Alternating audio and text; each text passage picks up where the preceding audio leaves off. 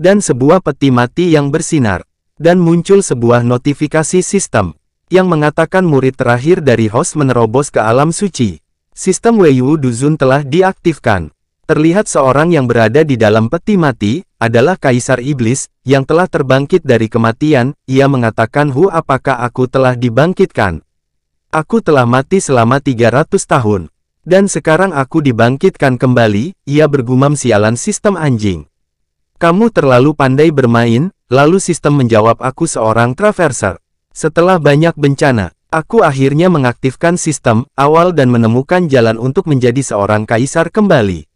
Dan mengadopsi murid perempuan, ia kembali bergumam.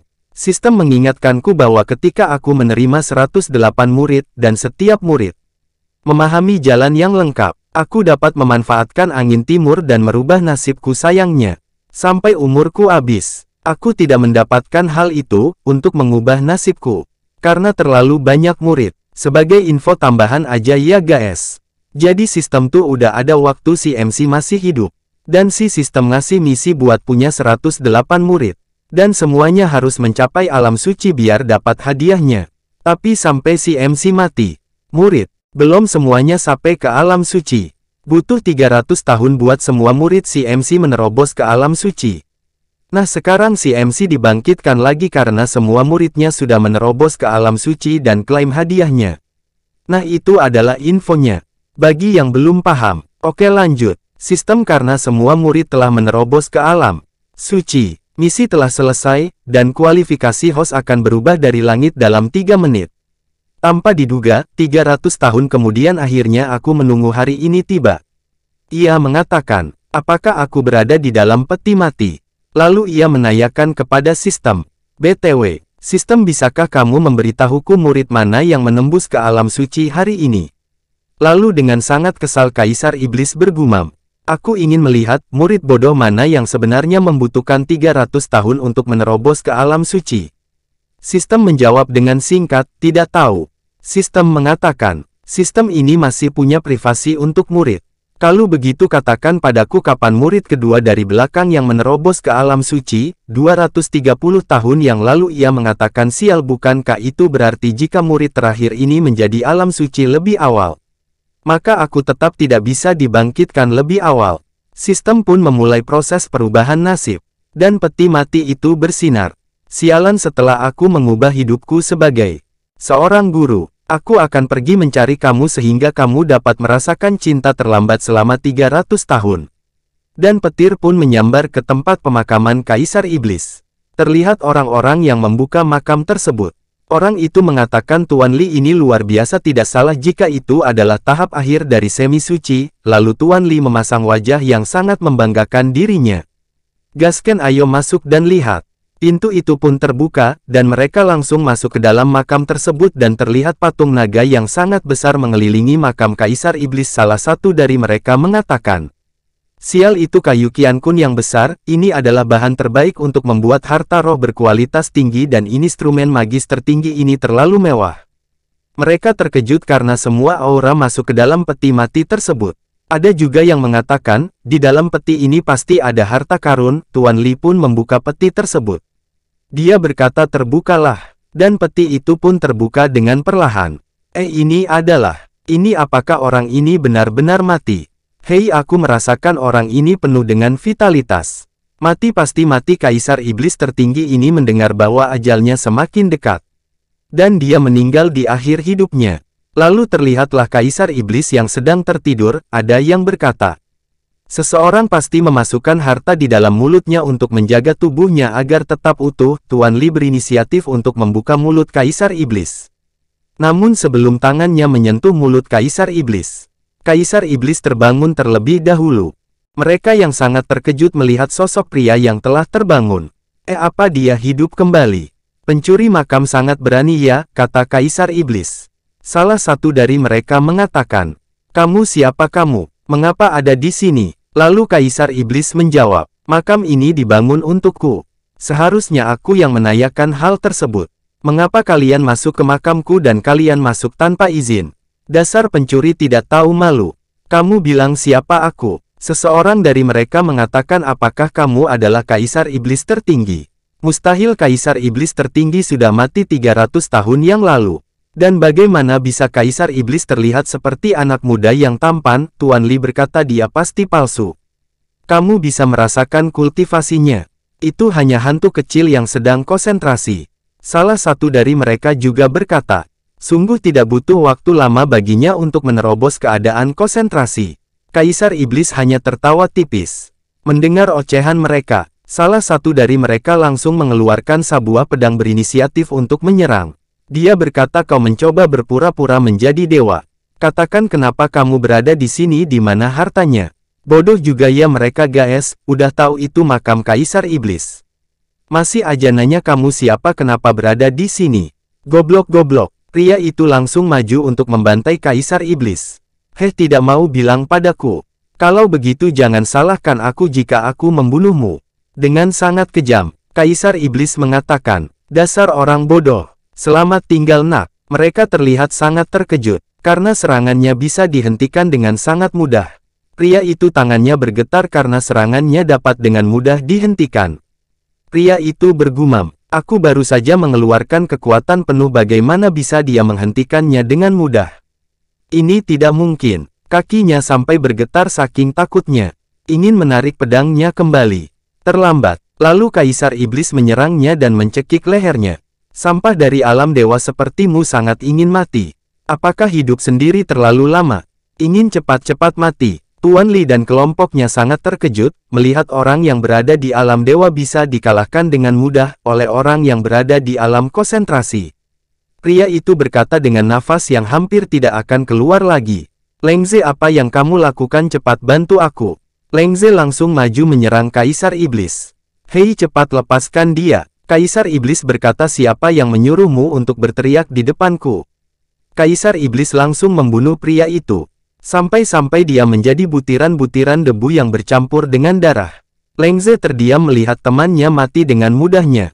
Lengze bergumam dia benar-benar melakukan serangan biasa tetapi bagaimana bisa dia membunuh orang yang berada di alam dewa hanya dalam waktu sedetik. Sekedar info ya guys. Alam dewa tungak tinggi-tinggi amat. Saat ini. Apakah kamu masih memiliki kekuatan? Sepertinya kamu tidak ingin hidup lagi. Dan Kaisar Iblis mencabut kepala Lengze dengan sangat mudah. Yang membuat Lengze mati seketika dengan keadaan kepala yang tercabut. Dan mengeluarkan banyak cairan merah. Salah satu dari mereka mengatakan, aku ingat bahwa orang itu berada di alam dewa tahap akhir. Tapi bisa dibunuh dengan mudah. Pria itu mengeluarkan keringat dingin. Melihat kengerian dari Kaisar Iblis. Seberapa kuat kekuatannya? Selanjutnya adalah kalian. Lalu pria botak yang bercucuran keringat sangat-sangat ketakutan, sampai-sampai kepalanya tambah berkilau hehehehe. Pria botak itu mengatakan apa yang harus kita lakukan Tuan Li selanjutnya. Pria botak itu terkejut karena Tuan Li yang seorang pemimpin regu malah pergi duluan. Kenapa kalian diam saja? Lari, dibandingkan hidup, harta itu hanyalah sampah.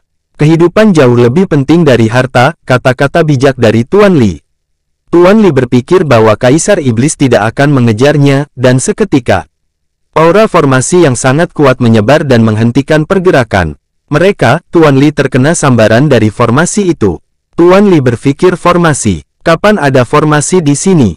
Jelas tidak ada apa-apa saat aku masuk ke sini, Tuan Li dengan berkeringat dingin mengatakan mungkinkah dia? Seberapa kuat kekuatannya? Semi-Santo, Santo, atau keberadaan yang lebih tinggi apakah dia benar-benar Kaisar Iblis tertinggi? Kaisar Iblis berkata, hei apakah kau ingin lari dari sini, setelah kau mencoba untuk mencuri barang-barangku? Botak dan Gondrong memohon ampun. Dengan mengatakan, Tuanku maafkan saya hanya diperkerjakan oleh mereka.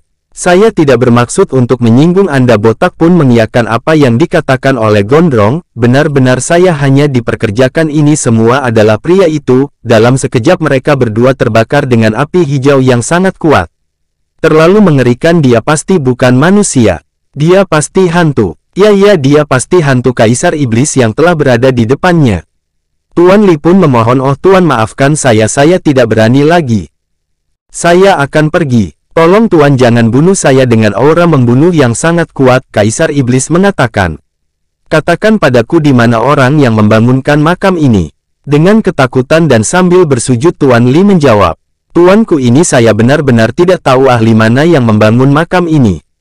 Apa gunanya membiarkan kamu hidup? Ah, jangan Tuan, meskipun saya tidak tahu, selama Anda menghubungi Jin Yi Anbu di kota Yunfan, mereka pasti tahu. Dengan agak terkejut Kaisar Iblis menanyakan, coba katakan lagi siapa yang kamu cari? Jin Anbu dari Jin Yi, ini adalah organisasi intelijen yang didirikan oleh pria misterius 200 tahun yang lalu, selama Anda membayar yang cukup. Anda dapat memperoleh informasi dari mereka. Organisasi ini sangat kuat. Dapat dikatakan dapat berjalan di seluruh domain Zongyuan Jin Yi Anbu. Pasti sangat sulit mengembangkan organisasi ini ke titik seperti itu. Menurut sifat sembrono dari pria tua itu, Tuan, apa yang ingin Anda ketahui? Mereka pasti tahu. Saya bersedia menunjukkan cara agar biasa menemukan mereka. Mohon biarkan saya hidup. Dalam sekejap Tuan Li langsung hilang dari dunia.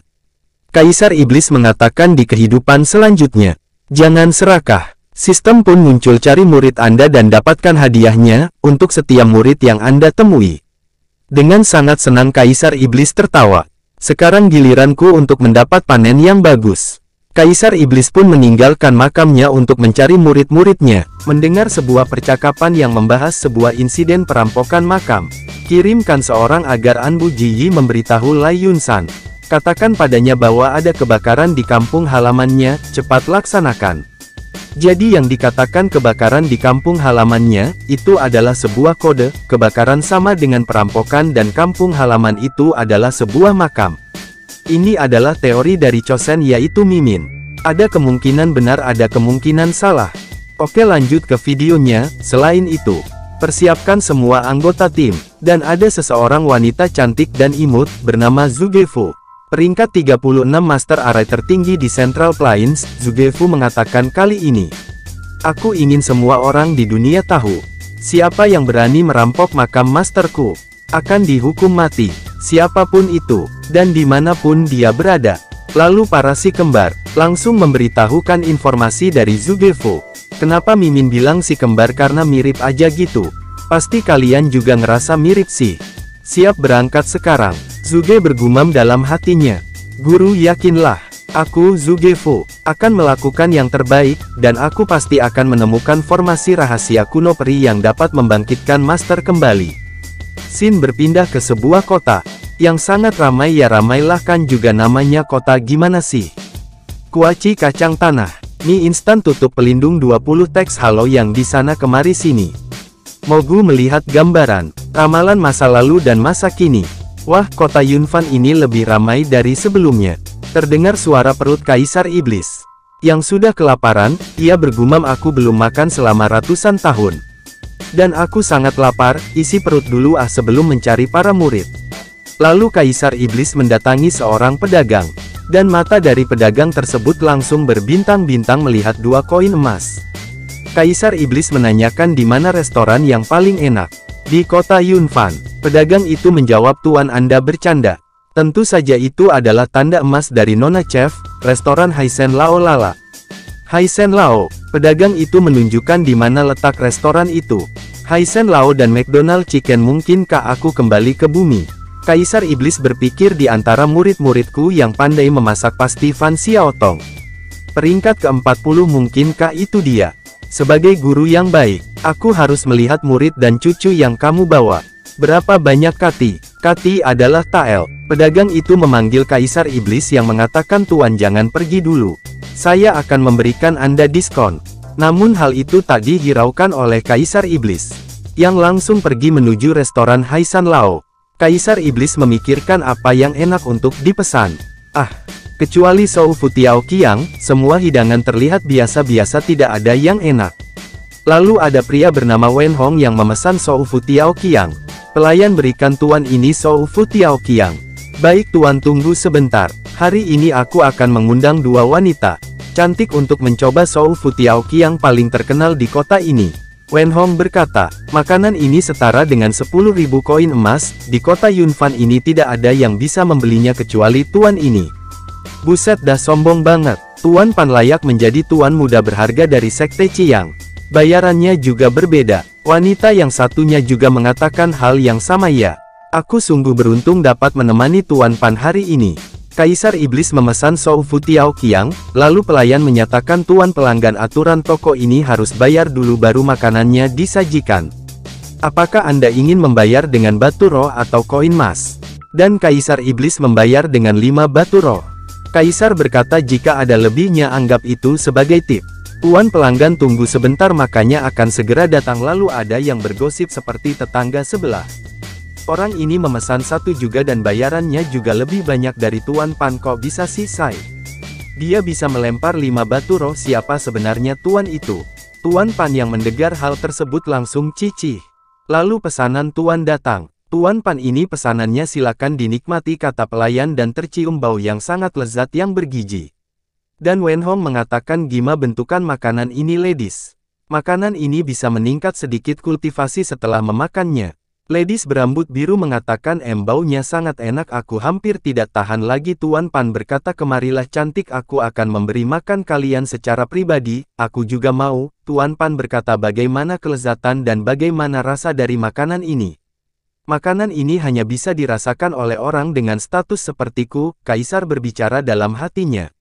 Aku tidak tahu bagaimana rasa dari Shou Fu Tiao Qiang ini. Mirip seperti masakan Fan Xiao Tong atau tidak? Terima kasih Tuan Pan aku telah terkena cahaya Tuan Pan. Dan Kaisar mencoba masakan tersebut. Namun Kaisar mengeprak meja, yang membuat Tuan Pan yang sedang menyuapi ladiesnya terhenti, dan langsung melirik ke arah Kaisar Iblis. Kaisar pun berteriak dan mengatakan, siapa yang membuat masakan ini? Makan ini hanya layak dimakan oleh seorang babi, dan tidak layak dimakan olehku. Teriakan tersebut langsung membuat Tuan Pan berdiri dan mengatakan, apa yang kamu bicarakan apakah kamu tidak melihat tuan muda ini memakan makanan yang sama? Kau tidak memiliki pengalaman si isi roti kecil ini, ladies itu juga ikut mengatai Kaisar Iblis. Itu hanya untuk popularitas seperti ini. Itu tidak sepadan, Tuan Pan pun melanjutkan perkataannya. Sepertinya kamu belum pernah melihat dunia. Dunia ini sangat luas men. Apakah kamu tidak pernah memakan makanan yang enak? Kaisar Iblis pun mengejek Tuan Pan dengan menatap tajam dan mengatakan, tolol makanan seperti ini hanya bisa berbohong kepada kamu. Idiot bodoh yang banyak uang. Tuan Pan yang mendengar perkataan tersebut, langsung mengkerutkan jidatnya. Apa katamu? Lalu datang pelayan yang mengatakan, hai Tuan pelanggan masakan ini dimasak langsung oleh chef kami sendiri. Cukup panggil kokimu sekarang kata Kaisar Iblis. Ia panggil koki kamu agar orang kuno ini bisa melihat dunia. Dan koki tersebut pun telah datang.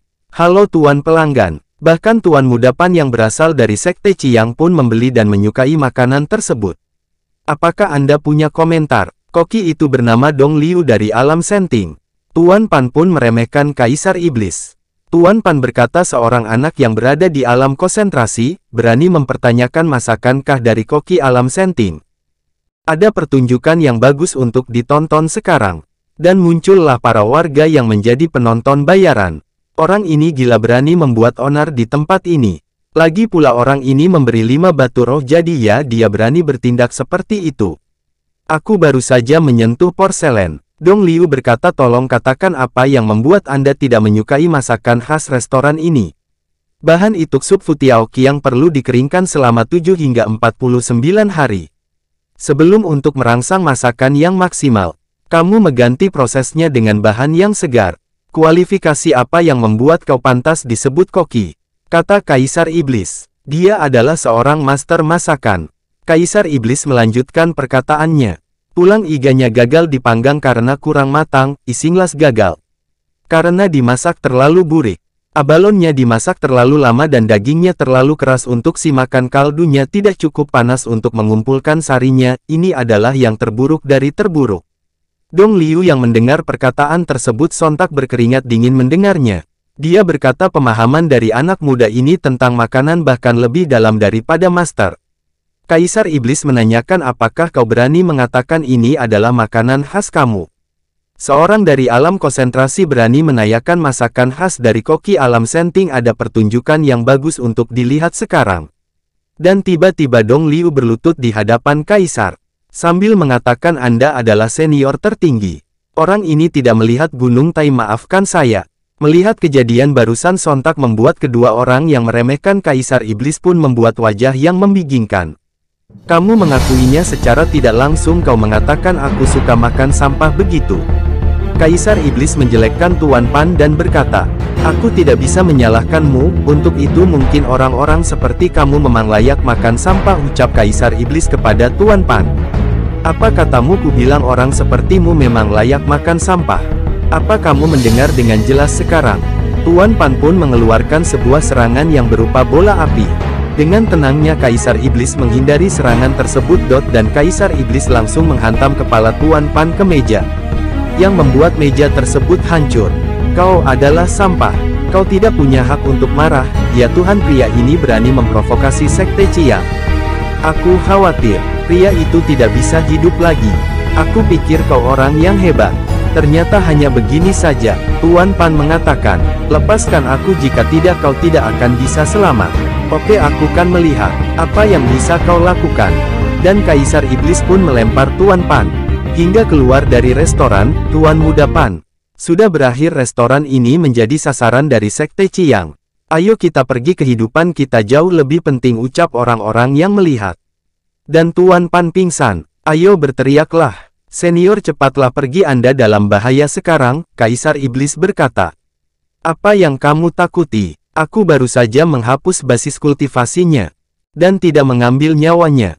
Kultivasinya dihapuskan. Ketika kultivasi telah dihapus, maka kau lebih baik memilih untuk mati. Sekte Qiang adalah kekuatan terkuat di kota Yunfan. Kultivasi dari beberapa tetua telah menembus alam suci. Dan Master Sekte Qiang mereka telah mengapai alam suci 100 tahun yang lalu. Jika Anda berurusan dengan murid inti mereka, Sekte Qiang tidak akan pernah menyerah. Kaisar Iblis berkata, jangan khawatir. Hanya ada satu Sekte Qiang. Dan aku akan membersihkan mereka jika mereka datang. Aku masih sangat lapar. Aku harus mengisi perut dahulu. Dia telah menyinggung Sekte Qiang. Dan dia masih bisa begitu tenang di mata dia. Alam suci itu apa? Kaisar Iblis menanyakan kepada pelayan. BTW, bisakah kamu membantuku untuk bertemu dengan bos besar kamu? Apakah Anda berbicara tentang Master Koki? Pelayan itu mengatakan, Master Koki telah berkeliling selama hampir 100 tahun, terakhir saya melihat Master Koki 5 tahun yang lalu. Berarti dia tidak pernah mengurus restoran di kota Yunfan. Pelayan itu berkata, Senior Ye, apakah Anda bercanda? Master Koki telah meninggalkan semua properti kepada murid-muridnya. Dan sampai sekarang nama dari Kaisar Iblis belum diketahui di chapter ini. Saya pun belum tahu. Kaisar Iblis bergumam dalam hatinya, aku udah tahu itu tidak sesederhana itu. Sepertinya sistem anjing ini memberikan misi dengan baik. Apakah kamu tahu di mana Jin Yi Anbu berada di kota Yunfan? Pelayan itu kebingungan dan berkata, Jin Yi Anbu apa itu? Semacam sebuah sekte. Lupakanlah. Silakan pergi. Selain itu aku meminta makanan dan akomodasi hari ini. Baik Tuan. Xin berpindah dengan menampilkan seseorang yang sedang marah. Mengetahui bahwa Wenhong kultivasinya dihapus. Siapa orang itu berani mengusik Sekte Qiangku? Lalu bawahannya mengatakan, Tuan Sekte haram, tenang, Tuan Muda terluka oleh seorang pemuda. Yang kultivasinya berada di tahap konsentrasi. Dia hanya memerlukan satu serangan untuk menghapus kultivasi Tuan Muda. Orang itu pasti bukan orang biasa. Sekarang ketua yang memimpin pasukan 13 dan 14 sedang pergi ke makam. Bentar dulu guys, dan ternyata Ye Huang adalah Kaisar Iblis. Ya Mimin cuman nebak aja.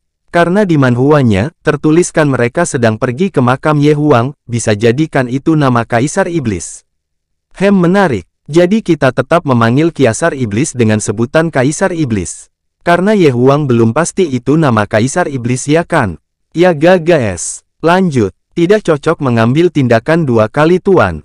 Ucap bawahannya. Oke. Kemudian kirimkan orang untuk mengawasi Han Sen Lao dan gerak-gerik bocah laki-laki itu. Ketua itu berkata, aku akan membalasnya ribuan kali lebih sakit. Lalu memperlihatkan wanita yang mengeprak meja tanpa diduga. Kelompok sampah ini berani merampok tubuh guru. Peringkat ke-20 Lai Yusan menyukai arsitektur. Lai Yusan mengatakan tubuh guru berada di luar alam pemurnian. Tubuh seperti itu tidak berguna bagi manusia biasa. Tapi jika itu penguasa tanah suci. Jadi memangnya kenapa jika itu penguasa tanah suci, berani mencuri tubuh guru? Bahkan jika aku melawan kehidupan ini, aku akan membantai siapapun yang berani mencuri tubuh guru. Saudari tunggu. Seseorang memicu jebakan makam dan menghancurkan formasi. Mereka telah datang saudari, Lai Yusan berkata jangan biarkan mereka lepas.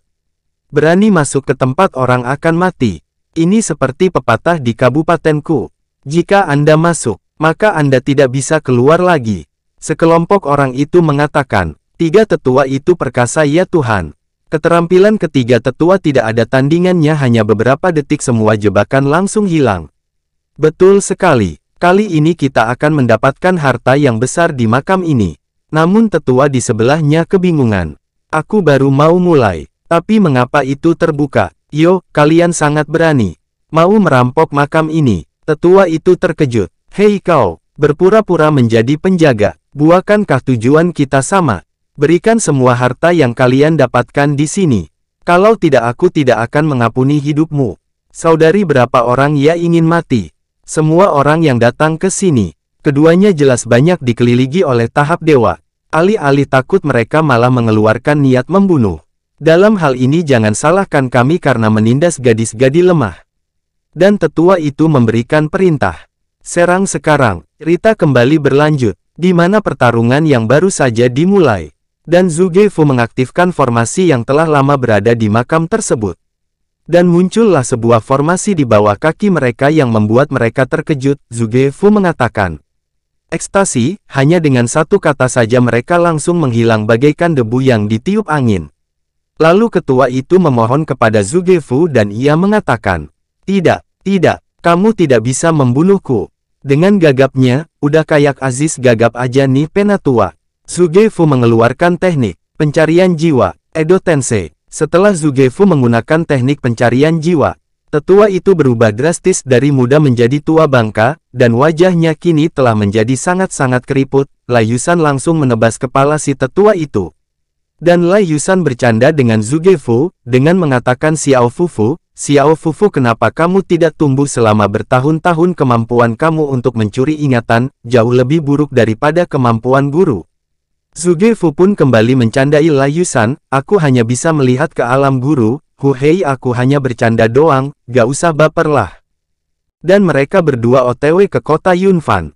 Sin berpindah ke sebuah penginapan yang menampilkan Kaisar Iblis yang sedang melakukan kultivasi. Ia mengatakan, tanpa diduga aku berhasil menerobos ke alam konsentrasi tahap kedua dalam 1 hari saja. Dia bergumam hahaha aku memang pantas mendapat julukan seorang jenius sejati yang akan menghancurkan langit. Hahaha ini keren sekali. Aku tidak tahu apakah aku bisa melewati tahap konsentrasi ini dalam 1 bulan. Dari luar terdengar teriakan warga yang sangat-sangat heboh. Wah ada helikopter. Kaisar Iblis bilang apa yang terjadi? Kok berisik banget? Ih sebel deh. Lalu si pelayan menjawab. Saya baru dengar dari tetangga kalau ada kapal terbang di kota Yunfan, dan kapal itu seukuran gunung. Lalu Kaisar Iblis berpikir, kapal terbang, ukuran gunung, helikopter, pesawat, cewek-cewek, semuanya dah lu pikirin sebel gue. Mari kita pergi melihat kapal terbang itu, siapa tahu dia akan mendarat di kota Yunfan. Baik tuan. Beralih ke seorang pelayan yang kelelahan karena kalah kecepatan dengan Kaisar Iblis. Jelas-jelas dia hanya berada di tahap pertama konsentrasi, tapi mengapa dia lebih cepat daripada aku, dan dia tidak kelihatan seperti orang yang kelelahan karena telah berlari sangat jauh. Dan datanglah kapal, helikopter. Kaisar Iblis bergumam, siapa lagi yang bisa membuat ini selain Lai Yusan? Tunggu, kapal itu berada di atas Sekte Qiyang. Mungkinkah kapal terbang itu milik Sekte Qiyang? Kaisar Iblis menjawab, apa benar begitu? Mari kita lihat. Lai Yusan, berkata Su Yuanhou keluar. Lah, dan di sini Mimin tuh gak tahu siapa si Su Yuanhou, gak tahu siapa tuh orang, bahkan di manhuanya gak ditunjukin siapa si Su Yuanhou. Apakah itu nama ketua Sekte Qiyang? Menarik. Warga-warga bilang, ngapain sih tuh cewek mau cari mati apa, berani memprovokasi Master Sekte Qiyang, yang telah menerobos ke alam suci Santo. Namun sayang sekali gadis ini tidak akan hidup lama lagi, ucap para warga yang meremehkan Lai Yusan. Kaisar Iblis berkata, akhirnya ketemu juga kau, dan malam pun telah tiba. Dan mereka masih berada di sana, untuk melihat pertarungan Lai Yusan melawan Sekte Qiyang. Kaisar Iblis bergumam dalam hatinya. Dia mengatakan, meski aku tidak perlu ikut campur untuk menghajar Sekte Qiyang. Namun kenapa Yusan bisa berkonflik dengan mereka?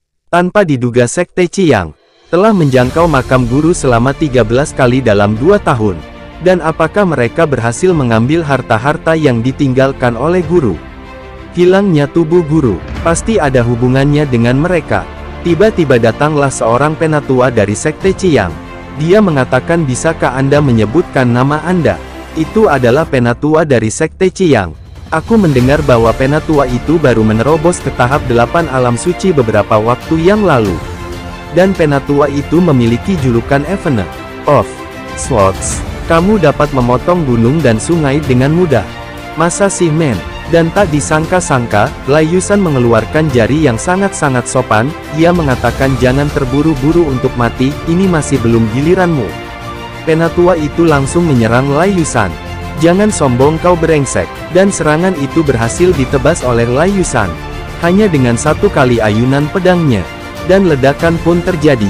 Penatua itu bergumam, dengan kekuatan yang luar biasa ini, tidak ada yang bisa menahannya kecuali Tuan yang dapat menghentikannya. Dia berpikir sambil berkeringat, apakah dia kaisar suci yang sangat kuat? Jika terus seperti ini aku khawatir aku tidak akan selamat. Dan penatua itu langsung mengeluarkan serangan Lancelot, dan ledakan yang sangat dahsyat terjadi. Sampai-sampai membuat penatua itu melarikan diri. Mencoba untuk melarikan diri, dengan sorot mata yang tajam ia berkata, apakah kau masih mau mencoba melarikan diri? Tidak semudah itu Perguso. Dan penatua itu menoleh ke belakang, dan suatu serangan pun tepat di depannya. Yang membuatnya terkapar, dan muncul sekelompok murid Sekte Qiang. Saya kira siapa yang kuat ini, ternyata kau. Oh ternyata itu adalah Nona Peri Yusan. Saya pikir siapa? Apa yang membuat Nona marah? Yusan berkata sambil menodongkan pedangnya. Ia bilang, serahkan seluruh harta yang kau curi dari makam Kaisar Iblis. Dan aku akan membiarkan kalian kabur. Yusan memberikan serangan. Dan kamu harus mati. Lalu tetua berkata, ini adalah Sekte Qiang, apakah kamu memiliki kualifikasi untuk menjadi orang sombong? Kamu hanya mengandalkan kamu, seseorang yang hanya belajar Fuzu Zidao tapi ingin mengambil hidupku. Mimpi apa kau semalam wahai gadis kecil? Dan bentrokan serangan pun terjadi. Sedikit info bagi yang tidak tahu apa itu Fuzu Zidao. Fuzu Zidao adalah seseorang praktisi yang menggunakan kecakapannya untuk memasuki dunia kultivasi, seperti memasak konstruksi, penempaan, penyulingan pil dan lain-lain. Oke lanjut. Dan tetua itu mengatakan, jika aku melenyapkanmu, pasti akan ada banyak orang yang akan bertepuk tangan dan murid atau penatua apalah itu mereka mengeluarkan aura membunuh. Hei begitu ya, silakan coba, ucap Yusan. Lalu Yusan memberikan aba-aba kepada Zugefu yang berada di atas kapal. Targetkan Sekte Qiang, tidak ada pengecualian, musnahkan mereka tanpa sisa. Serang sekarang. Dan ribuan pedang pun bermunculan dan sudah seperti sebuah hujan. Tetua itu pun terkejut karena melihat banyaknya pedang yang bermunculan dan dia mengaktifkan formasi pertahanan. Namun sayangnya, saking kuatnya serangan yang dilancarkan, tidak dapat ditahan oleh tetua itu yang membuatnya terpaksa menghindarinya. Apakah ini benar sihir? Para warga pun lari kocar-kacir. Hei cepat lari, jika pedang terbang itu sampai mengenai kita akan langsung mati. Wah ngeri banget. Dari mana sih tuh kapal terbang? Kapal itu dapat membunuh kita semua dalam 1 kali serangan. Aku tidak mau mati. Hei kalian minggir. Dengan senjata seperti itu tidak butuh waktu lama untuk memusnahkan Sekte Qiang, pelayan berkata kepada Kaisar Iblis dengan terlihat sangat panik. Senior, ayo cepat lari, jika tidak kita akan mati. Dengan santainya Kaisar Iblis menjawab. Santai aja Brody, gak usah lari, ini pertunjukan yang sangat bagus. Sayang jika dilewatkan. Tetua mengatakan, apakah kau berpikir bisa dengan mudah menghancurkan Sekte Qiangku dengan 1 serangan? Dan apakah kau berpikir aku orang yang lemah begitu? Mari kita buktikan siapa yang lebih kuat. Kau, atau aku. Dan tetua itu bersama murid atau penatua apalah itu gak tahu juga saya. Bergabung untuk mengeluarkan kekuatan teknik pedang yang sangat-sangat besar. Ya walaupun kalau saya lihat terlihat sangat kecil, dan serangan pun diluncurkan. Sebelum serangan itu mengenai Yusan, Yusan langsung mengeluarkan mode montoknya. Dan terlihatlah sebuah gunung kembar yang sangat empuk dipegang. Maksudnya empuk tuh makanan khas daerah saya. Nah itu, jangan salah sangka otak kalian ya. Untung ada. Dan Kaisar Iblis pun tertawa melihat muridnya yang menggunakan mode montoknya pelayan itu mengatakan, "Wah, itu adalah pemandangan yang sangat bagus. Dan pakaian itu bisa menahan serangan yang kuat dan menghindari serangan energi pedang yang menakutkan." Kaisar Iblis juga ikut berkomentar, Iya, itu adalah pakaian yang bagus." Kaisar Iblis bergumam, "Kau memang pantas menjadi muridku." Yusan memberikan serangan yang sekilas seperti sebuah cambuk. Dan serangan itu berhasil membunuh 6 orang dari Sekte Qiyang, namun serangan itu berhasil dihindari oleh tetua itu. Dan tetua itu juga membalas serangan Yusan dengan menggunakan teknik formasi dewa, dan mengikatnya di dalam formasi itu keluarlah sebuah rantai-rantai yang mengikat Yusan. Tanpa bisa dihindari sedikit pun. Gawat, aku ceroboh. Lalu tetua itu langsung menyerang Yusan dan berkata, "Lai Yusan, Kaulah yang memaksaku untuk berbuat sejauh ini." Yusan bergumam dalam hatinya. "Apakah ini adalah hari terakhirku untuk hidup?" Dari atas kapal terdengar suara Zhuge Fu yang berteriak. Mengatakan, "Su Yuanhou, berani-beraninya kau menyakiti saudariku. Aku akan menggunakan seluruh Sekte Qiyangmu untuk memperbaiki formasiku." Dan turunlah Zhuge Fu dari kapalnya. "Mohon maaf karena saya lupa menggunakan nama si tetua itu." "Maaf ya." Su Yuanhou mengatakan, "Oh, tak disangka Zhuge Fu, kau Demon Cultivator. Kau juga berada di pihak Lai Yusan ya?" Sambil tersenyum tipis. "Tunggu aku membunuh Lai Yusan baru aku akan membunuh kalian semua yang berada di sini." "Halo semua, gimana kabarnya? Kok malah nge-intro gue? Sorry. Beraninya kau Su Yuanhou." Namun serangan yang diluncurkan oleh Zhuge Fu untuk membantu Lai Yusan tidak berefek sama sekali ke formasi yang dibuat oleh Su Yuanhou. "Apakah kau pikir dengan kekuatanmu kau bisa menembus segel dewa? Mimpi kau, saudari," ucap Zhuge Fu. Melihat hal itu sontak membuat Su Yuanhou tertawa terbahak-bahak. "Hahaha, pergilah ke neraka gadis kecil." Namun kesenagan itu tidak berlangsung lama. Karena sosok pria yang kita nanti-nanti selama ini untuk bereaksi. Ya pasti kalian sudah tahu. Ya karena sudah saya kasih tahu di komen WKWKWK. Dan inilah Kaisar Iblis. Kaisar Iblis berkata, "Seperti biasa pahlawan selalu datang terlambat." Melihat pria yang muncul di hadapannya sontak membuat Yusan terkejut. Sampai-sampai gunungnya naik gunung maksudnya. Dan serangan itu berhasil diblokir oleh Kaisar Iblis. Dan membuat Su Yuanhou terkejut terheran-heran. "Apa? Seranganku diblokir? Serangan terkuatku diblokir. Dan dia tidak terluka. Orang ini siapa dia sebenarnya? Kenapa dia bisa memblokir seranganku?" Zhuge Fu pun menghampiri Lai Yusan. "Orang itu, apakah dia guru?" Mereka pun langsung berlutut kepada sang guru. Siapa lagi kalau bukan Kaisar Iblis? Zhuge Fu bertemu guru, Lai Yusan bertemu guru. Kaisar Iblis berkata, "Tidak perlu terlalu sopan. Kalian berdua akan berurusan dengan orang di belakang kalian terlebih dahulu." "Siap guru."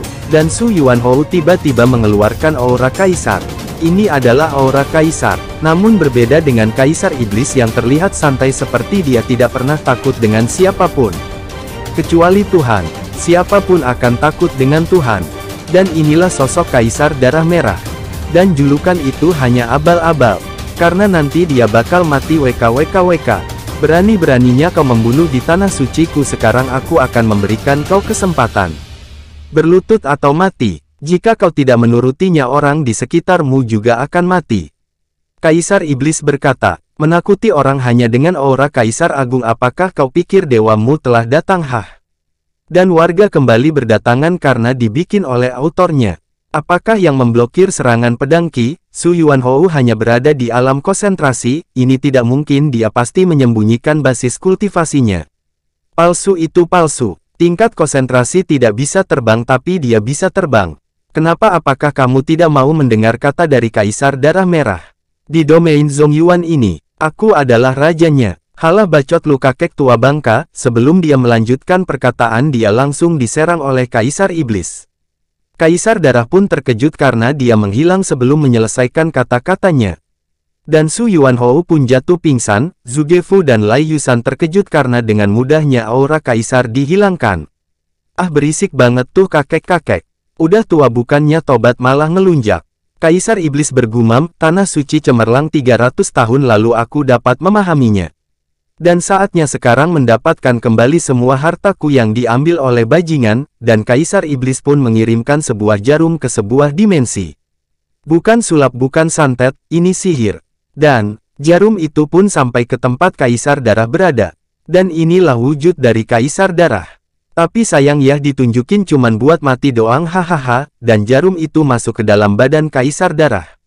Melihat hal itu sontak membuat seluruh orang yang berada di kediaman Kaisar Darah terkejut. Kaisar, ada apa dengan Anda? Hei kalian, cepat panggil tabib yang paling hebat dari yang terbaik. Pergi dan panggil Kaisar lainnya, dan datanglah. Kaisar Api yang mengunjungi Kaisar Darah. Inilah orangnya. Lalu seseorang berbicara dengan Kaisar Api. Hormat kepada Kaisar Api. Setelah Kaisar Darah tiba-tiba tertusuk jarum. Dan kami tidak tahu itu jarum berasal dari mana. Apa? Kaisar Api tingkat konsentrasi tahap kedua. Sebelum dia menyelesaikan kalimatnya, Kaisar Darah telah menghembuskan nafas terakhir. Kaisar Api berkata, darah merah, kau jangan mati woi.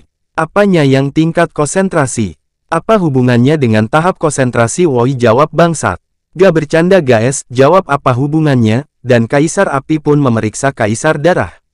Dan ini bukan terkena shock, tapi penyakit orang tua yang akan segera kembali ke Sang Pencipta. Ia bergumam, jika darah merah tidak menjadi kecil di jalan jiwa. Dari jenis luka ini aku khawatir. Dia sudah musnah dari dulu-dulu hari.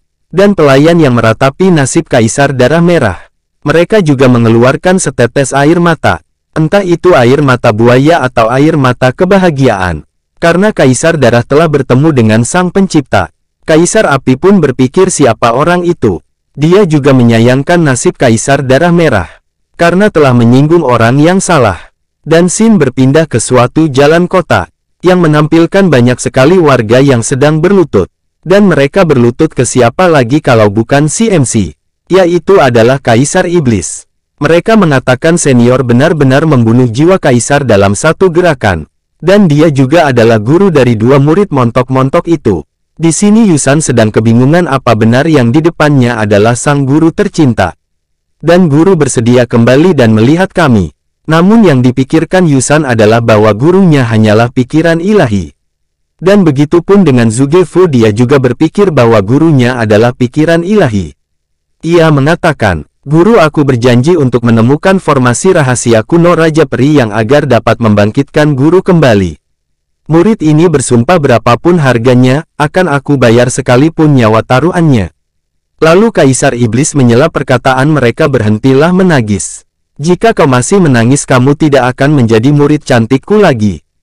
Lalu Kaisar Iblis menegur Yusan dan Zugefu sambil mengatakan, apa kalian berdua bodoh? Apakah kalian pikir aku adalah pikiran ilahi yang akan habis secara otomatis? Yusan pun menangis tak kalah melihat bahwa orang yang berada di depannya benar adalah gurunya.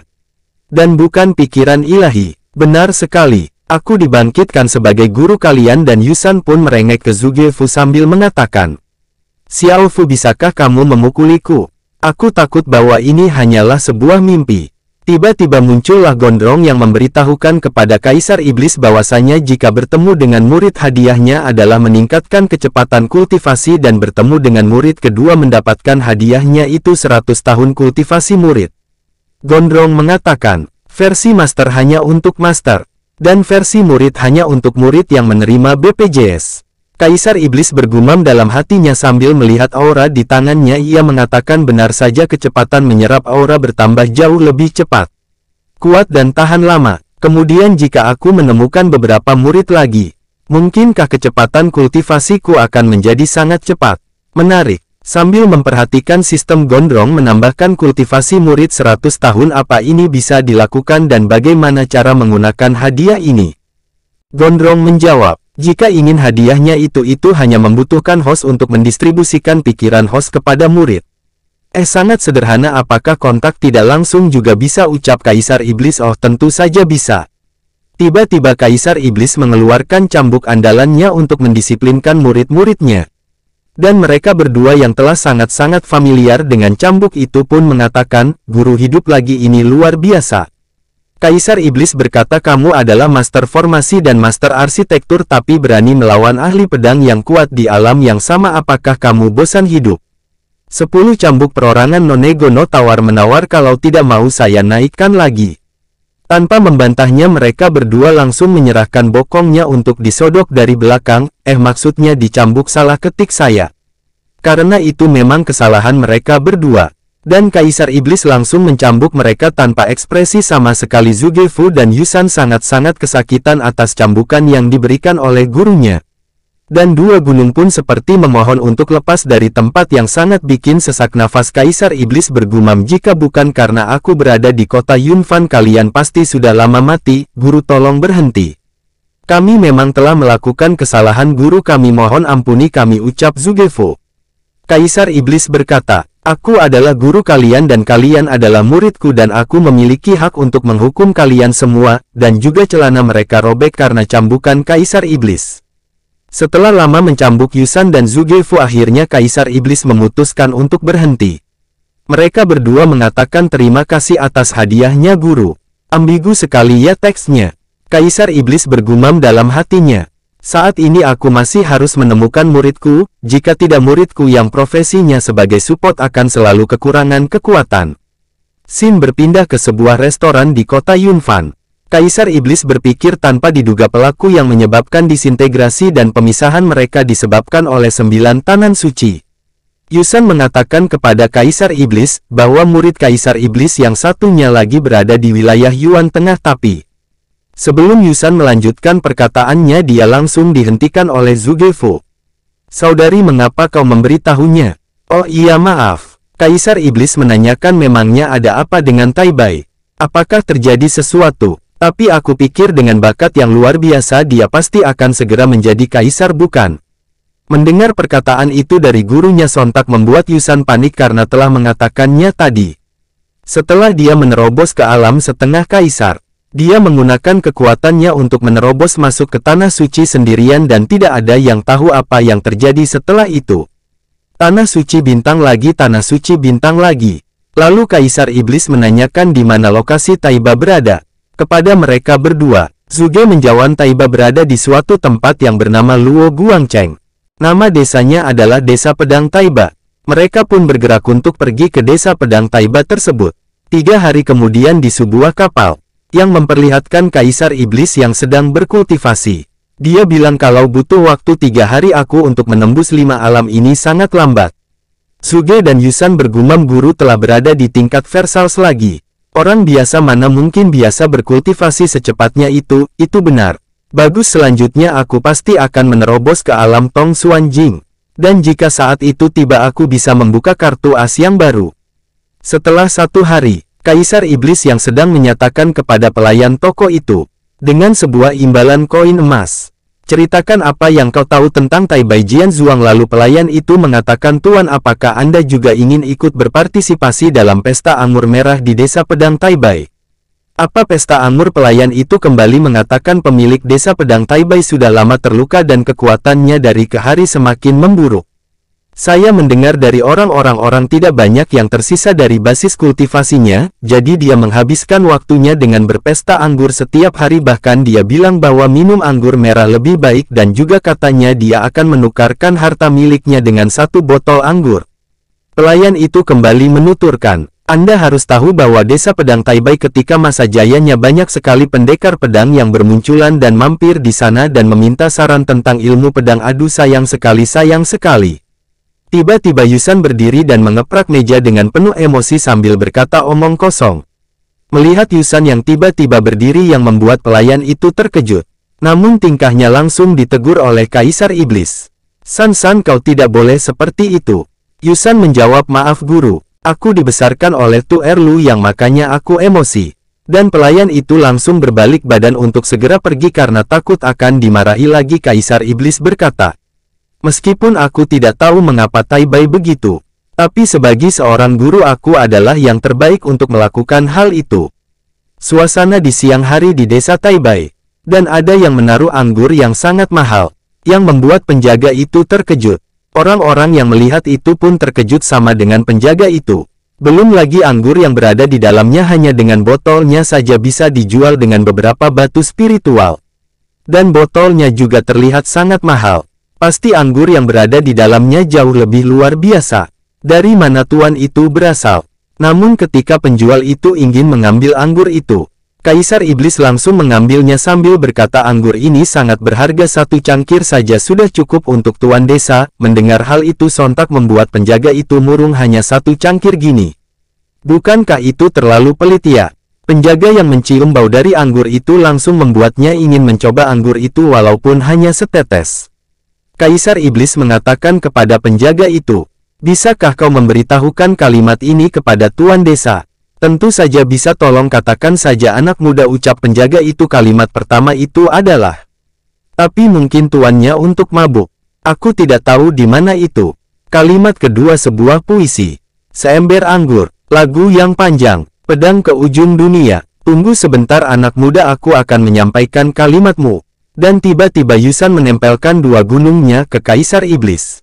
Sambil berkata, "Guru terlalu setengah-setengah, San ingin minum juga boleh ya?" Dengan wajah yang sange. "Begitupun dengan Zhuge-fu." "Ya biarkan Xiaofu juga ya, hanya sedikit boleh ya?" Kaisar Iblis menjawab dengan wajah yang telah memerah. "Kalau begitu aku tidak bisa menolak kalian." Mendengar itu dati gurunya membuat 2 gadis montok dan cantik ini sangat-sangat senang. Sin pun berpindah ke suatu ruang tidak pakai mimpi. Ada wanita yang sedang berlatih ilmu pedang, dan ini adalah Taibai. Lalu muridnya menghampiri Taibai. Dia bilang, "Guru, Anda telah minum berhari-hari, apa belum cukup? Anda harus berhenti." Dan nama dari murid Taibai adalah San Er. "Kau masih muda dan kau tidak mengerti. Kembalilah berlatih." Taibai bilang, "Tubuh bergerak sesuka hati. Manusia dan pedang adalah satu. Dan halus seperti bulu embut akan tumbuh terus meski telah dicukur." Dan Taibai menyuruh San Er untuk beristirahat, dan setelah istirahat kembalilah berlatih pedang, dan sebentar lagi anggurku akan tiba. "Baik guru." Anggur pun telah tiba. Taibai melihat dia hanya membawa secangkir anggur pun menanyakan sebelum melanjutkan perkataannya, dia langsung bergegas turun dari ranjangnya. Dan melihat bahwa anggur itu adalah anggur peri, Taibai bergumam dalam hatinya. "Mungkin hanya dengan mabuk, agar aku bisa berjumpa dengan guru. Guru, aku sangat mencintaimu." Dan nama dari penjaga itu adalah Patua Wei. "Hei Patua Wei, apakah anggur ini juga diberikan oleh orang yang mengantri?" Tuan Wei bilang seharusnya dia pasti berasal dari keluarga besar, dia memiliki kultivasi tingkat 7 alam konsentrasi, dan juga orang itu menyampaikan beberapa patah kata. Kalimat pertama adalah, "Tapi itu mungkin tuannya untuk mabuk. Aku tidak tahu di mana dia." Taibai yang mendengar itu pun langsung menjatuhkan cangkir anggurnya tanpa dia sadari. Apa kalimat kedua? Kalimat kedua adalah puisi. "Seember anggur, lagu panjang, pedang untuk dunia." Tanpa berpikir panjang Taibai langsung menghilang seketika. Dan Taibai telah sampai di tempat Kaisar Iblis menunggu. "Apakah secangkir anggur itu milik Anda?" Kaisar Iblis menjawab, "Itu benar." Kaisar Iblis berbicara dalam hatinya, "Benar sekali murid keempat sangat terpuruk, tapi bahkan jika kau menjadi sepotong besi tua, aku sebagai guru akan mengasah kamu menjadi pedang hari ini."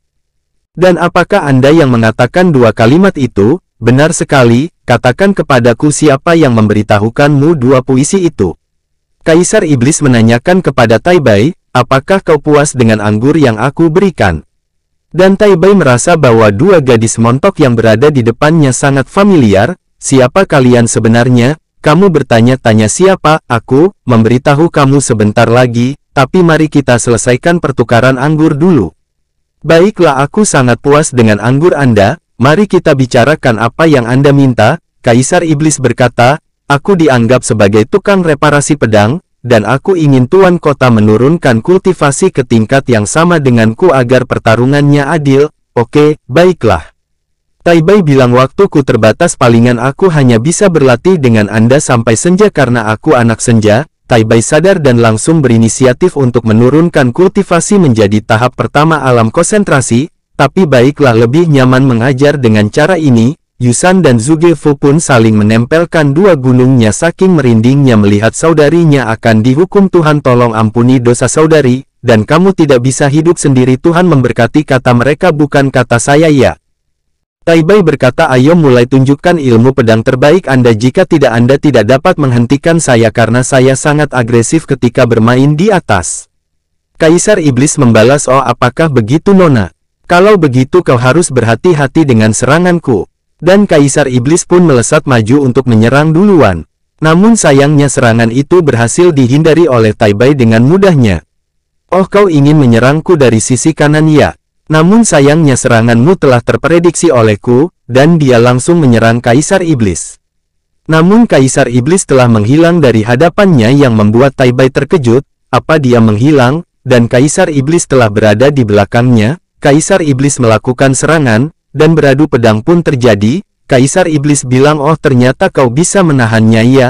Tai Bai kembali melakukan serangan, dan sekali lagi Kaisar Iblis menghilang dengan sangat cepat. Tai Bai pun keheranan karena dengan sangat cepat menghilang, Kaisar Iblis berhasil mengenai Tai Bai dengan serangannya. Kaisar Iblis berkata, Nona jangan coba-coba meremehkan lawanmu, jika ini di medan perang mungkin kau sudah mokat, meremehkan musuh adalah hal terbodoh dalam pertempuran. Zhuge Fu berkomentar, benar saja saudari langsung kalah dalam ronde pertama, ya tentu kekuatan guru tidak pernah melemah sama sekali, dan Tai Bai bangkit untuk melanjutkan ronde kedua. Tai Bai mengatakan, maaf telah meremehkanmu, mari kita lanjutkan pertarungannya. Tai Bai bersiap untuk mengeluarkan sebuah teknik yang bernama King Lian, yaitu tahap kedua gaya pedang. Zhuge Fu mengatakan, apakah itu teknik King Lian?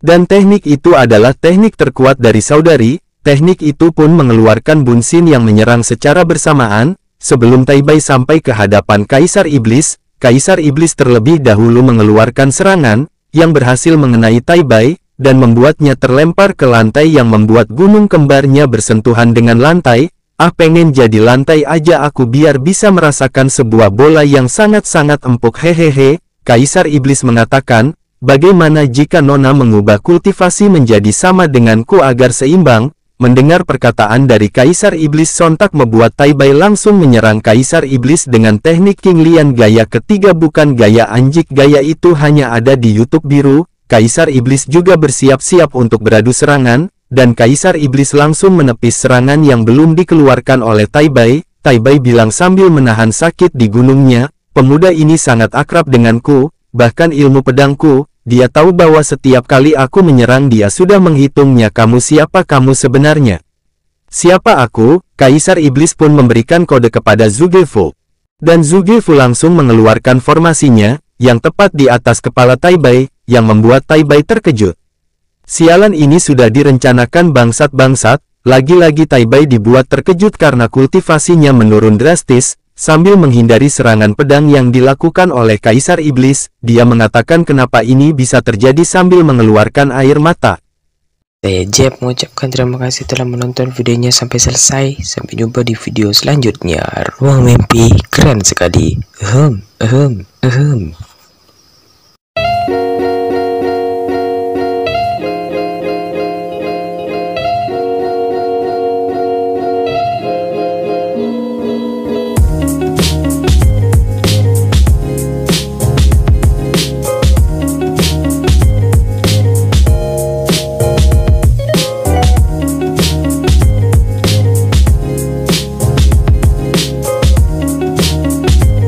Semua, gimana kabarnya? Kembali lagi bersama saya Jeb. Kali ini saya akan kembali mendongeng sebuah manhwa yang berjudul Kaisar Iblis yang Terbangkitkan Kembali part kelima. Jadi buat kalian yang baru mampir ke channel ini, ada baiknya kalian tekan tombol subscribe, dan jika ada yang baru menonton video ini, lebih baik menonton part sebelumnya dulu agar ceritanya nyambung. Videonya sudah saya taruh di playlist.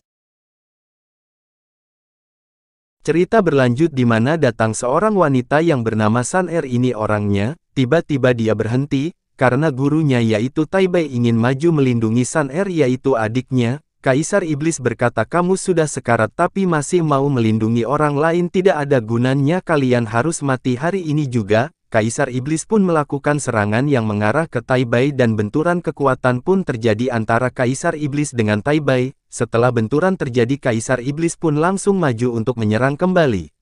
Dan Kaisar Iblis pun memukul Tai Bai. Serangan pertama berhasil ditahan.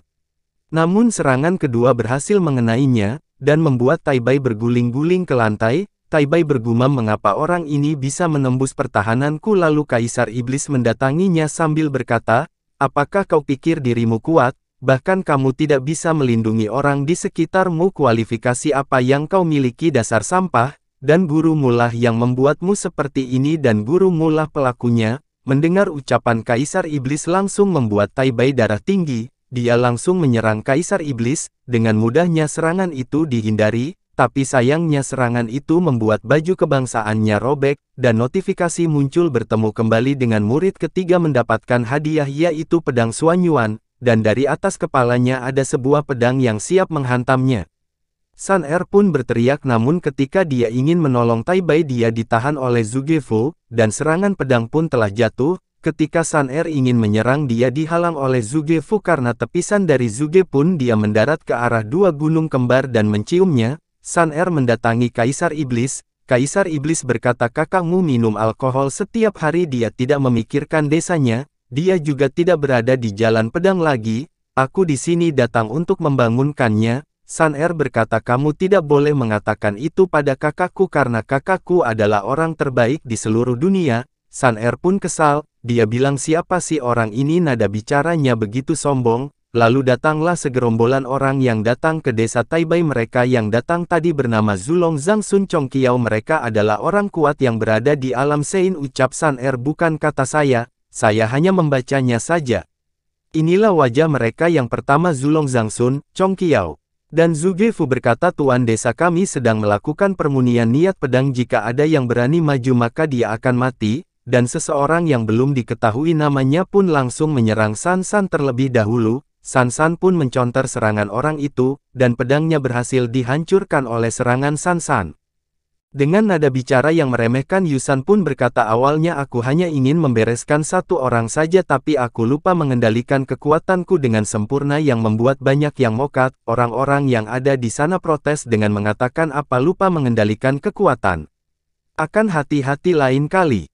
Sialan, jadi kau masih ingin melakukannya? Dan Tai Bai berhasil mempelajari niat pedang itu, yang membuat matanya bersinar, seperti sinarmu yang menghangatkanku. Tai Bai pun turun menghampiri Sun Er. Ia mengatakan, Sun Er, apakah kau baik-baik saja? Tiba-tiba Tai Bai mengarahkan pedangnya kepada Kaisar Iblis dengan mengatakan, siapa kau sebenarnya? Dan Kaisar Iblis membuka penyamarannya, Tai Bai sebagai seorang guru. Aku terlambat, ucap Kaisar Iblis. Namun setelah dia melihat wajah Kaisar Iblis dia langsung menurunkan pedangnya. Tai Bai berkata, tidak mungkin, guru telah mati 300 tahun dan guruku memiliki kultivasi yang jauh lebih tinggi. Karena Tai Bai masih tidak percaya, hanya satu yang bisa membuatnya percaya, yaitu cambuk. Dan ketika melihat cambuk yang dipegang oleh Kaisar Iblis sontak membuat Tai Bai terkejut. Itu apakah itu cambuk milik guru? Dan Zhuge Fu dan Yusan pun menempel di Kaisar Iblis. Mereka berdua mengatakan, hai saudari keempat, sudah lama aku tidak melihatmu. Selamat telah memecahkan belenggu dan terlahir kembali. Saudari keempat, guru tadi memberi pelajaran kepadamu dan kami tidak bisa membantumu, maaf ya. Dan karena orang berada di depannya itu benar gurunya, dia pun menangis karena sudah lama tidak melihat gurunya. Akhirnya murid ini bisa bertemu guru. Udah jangan menangis, kata Kaisar Iblis, dan orang-orang yang mencari masalah dibuat terkejut karena Tai Bai memanggil Kaisar Iblis sebagai gurunya. Ya Tuhan, puncak setengah Kaisar, tahu kan seberapa menakutkan kekuatan itu? Tapi Tai Bai memanggil bocah itu sebagai guru. Maafkan kami Kaisar, keluarga Zhang Sun bersedia bergabung dengan tuan desa Tai Bai mulai sekarang. Kaisar keluarga Chong Kiao. Tiba Kaisar Iblis mengeluarkan aura intimidasi, dan menyuruh mereka untuk pergi. Sambil ketakutan mereka pun pergi dan mengatakan, siap Kaisar, kami akan pergi. Hei kalian semua, ayo cepat pergi. Setelah mereka pergi, Tai Bai mengatakan, guru, dalam 3 hari lagi alam rahasia akan terbuka. Dan murid ini meminta guru membawa dan menjaga Sun Er untuk mencari pengalaman. Kaisar Iblis menanyakan, lalu kenapa kau tidak menemaninya sendiri? Mengapa kau menyuruhku? Guru, bukannya murid ini tidak mau menemaninya, tapi di alam rahasia orang yang berada di alam setengah Kaisar tidak bisa memasukinya, dan alam rahasia ini hanya terbuka 3000 tahun sekali. Ketika murid ini mencoba masuk secara paksa, namun sayangnya larangan di tempat itu langsung aktif, dan aku takut bahkan ranah Kaisar pun tidak dapat menembus batasnya. Tai Bai membawa Sun Er dan mengatakan kalau begitu guru bisa membawa Sun Er untuk masuk, karena guru adalah orang terhebat dan tak terkalahkan di dunia. Agar Sun Er bisa melihat betapa luasnya dunia ini, boleh ya guru? Dan dia tidak seperti Sakura, beban. Dia bisa menjaga dirinya sendiri, jadi dia tidak akan menjadi beban bagi guru. Oke, kalau begitu aku akan membawa gadis itu bersamaku. Terima kasih guru. berbeda dengan Sun Er, dia malah tampak tidak enakan dan wajahnya memerah. Hei kakak, kamu seperti baru saja menjualku. Sin berpindah ke Kaisar Iblis yang berhasil menerobos ke tingkat Tongsuan. Sistem bilang host dapat memilih salah satu dari 5 kartu as untuk dimurnikan. Kalau begitu aku akan memilih kartu Lin Hua, dan muncul petir kecil di tangan Kaisar Iblis. Petir ini ada di dalam legenda kesengsaraan surgawi tingkat pemula dan kesengsaraan 49 di dunia keabadian. Meskipun itu adalah petir terendah di dunia abadi, namun kekuatannya tidak dapat diremehkan di dunia fantasi ini. Langit menjadi sangat-sangat gelap dan banyaknya petir-petir di langit. Tai Bai bergumam, apakah guru telah menerobos? Tidak, ini pertama kalinya aku melihat pemandangan ini yang begitu mengerikan. Petir pun menyambar rumah yang ditempati oleh Kaisar Iblis. Sun Er bilang, kakak, lihatlah petir itu menyambar rumah kita. Tidak masalah, itu hanya sebagian saja. Tidak apa-apa jika rumah kita terbakar ataupun hancur. Tenang, ada saudari Yusan, dia adalah penguasa arsitektur. Sin berpindah yang menampilkan hari yang telah terang kembali. Dan Kaisar yang berteriak meminta pakaian kepada Tai Bai. Zhuge Fu dan Yusan bergosip, aku khawatir itu karena kesengsaraan petir barusan. Mungkin, bisa jadi. Tai Bai pun masuk ke kamar Kaisar Iblis dan tidak sengaja melihat sebuah pistol bawaan yang sedang berdiri membela keadilan, dan kepala Tai Bai pun mengeluarkan asap karena terkejut melihat pistol yang sangat-sangat gede. Kaisar Iblis mengatakan, kenapa kau begitu jauh berdiri? Apakah kau takut aku akan mengehem-ehemmu? Perkataan itu membuat wajah dari Tai Bai memerah. Tai Bai menyerahkan baju kepada Kaisar Iblis. Tiba-tiba Kaisar Iblis menarik tangan Tai Bai, yang membuat Tai Bai jatuh ke pelukan Kaisar Iblis, dan sebuah gunung kembar yang berada tepat di hadapannya. Kaisar Iblis bergumam dalam hatinya, gawat, ini terlalu besar, maksudnya cintanya. Jangan salah paham kalian ya. Dari luar ada yang memanggil Kaisar Iblis, guru, apakah sudah selesai ganti bajunya? Kenapa lama sekali? Kapalnya akan segera berangkat, dan membuat mereka terkejut. Tai Bai pun ingin berdiri. Dia bilang, maaf guru, aku tidak bermaksud begituan dengan guru. Namun Tai Bai duduknya di tempat yang salah, yang membuat sebuah pedang masuk ke dalam lubang. Tai Bai yang merasakan ada sesuatu yang menusuk pantatnya, dia langsung berteriak, dan mengejutkan Zhuge Fu dan Yusan. Mereka pun langsung melihat apa yang terjadi. Mereka pun terkejut karena melihat Kaisar Iblis, yang tidak menggunakan kianduk. Kianduk itu semacam pembersih badan ketika habis mandi. Melihat hal itu, Zhuge Fu mengatakan kepada mereka, silakan lanjut guru, kami akan pergi dulu. Namun Yusan ingin ikut ehem-ehem dengan mereka. Kapalnya telah datang, mereka akan segera berangkat. Karena Tai Bai masih mengingat kejadian tadi, dia berkata, guru, ini ada harta roh luar angkasa berisi beberapa hal penting untuk kehidupan. Kaisar Iblis dan Sun Er pun berangkat, dan mereka telah sampai di tujuan. Ketika mereka ingin pergi menuju pintu masuk, mereka dihampiri oleh beberapa orang. Kami adalah orang yang berasal dari Tanah Suci, jadi lebih baik Anda ikut bersama kami ke alam rahasia. Sun Er pun menolak ajakan mereka. Tidak, terima kasih, kami berdua akan pergi sendiri ke sana. Dan setelah ditolak oleh Sun Er, orang berambut biru memberikan sebuah giok.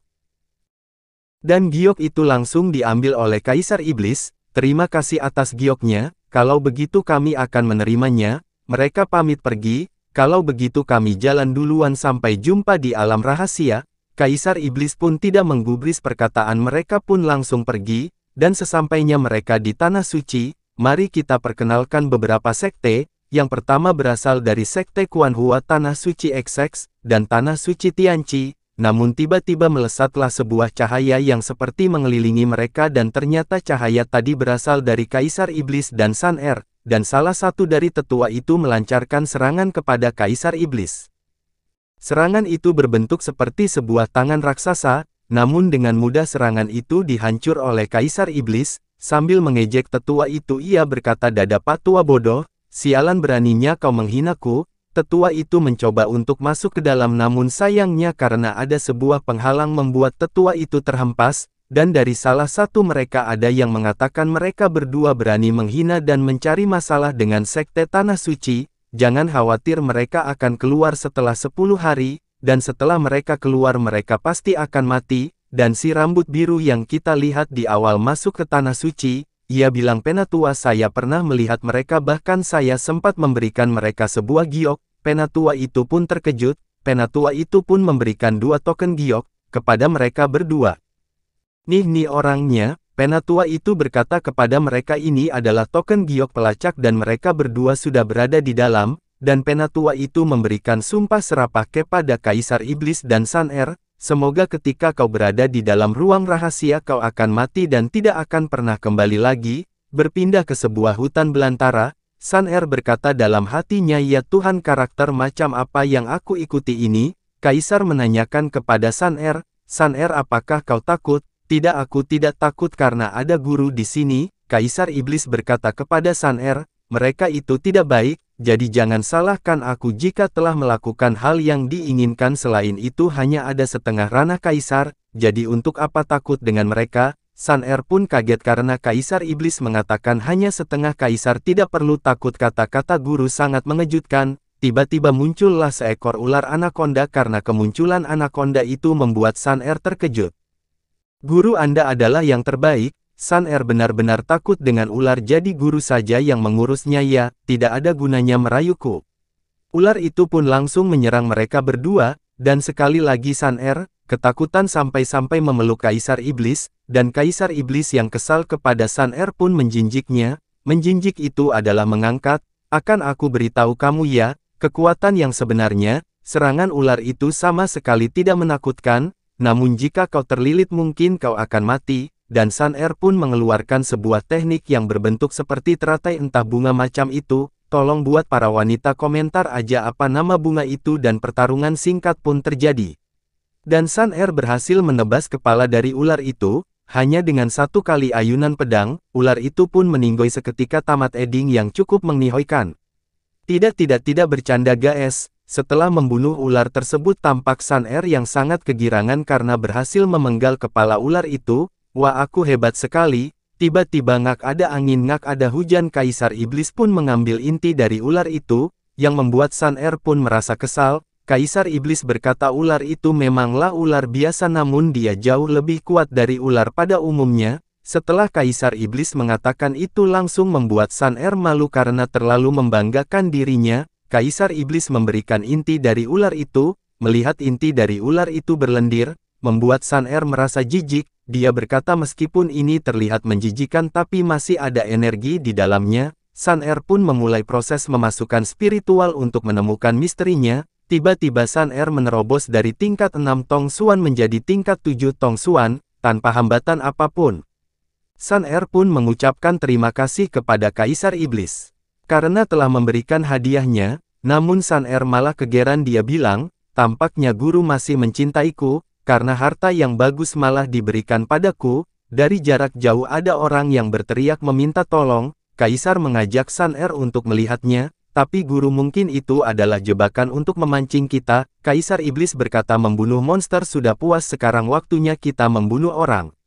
Kaisar Iblis dan Sun-Er menghampiri orang yang berteriak meminta tolong. Dan yang meminta tolong adalah seorang wanita cantik dan bohai, karena dia adalah Kaisar Iblis takkan pernah bisa ditipu. Kaisar Iblis memperlihatkan senyum liciknya, dia langsung menyerang wanita itu. Serangan itu berhasil dihindarinya, jadi karena saya capek ngetik wanita itu terus jadi kita panggil dengan sebutan si C. C ini berkata kepada Kaisar Iblis, adik kecil, aku tidak menyangka orang yang memiliki wajah tampan tapi sangat kejam, seperti yang diharapkan dari orang yang mencuri semua token untuk masuk ke alam rahasia dari Tanah Suci Tianqi.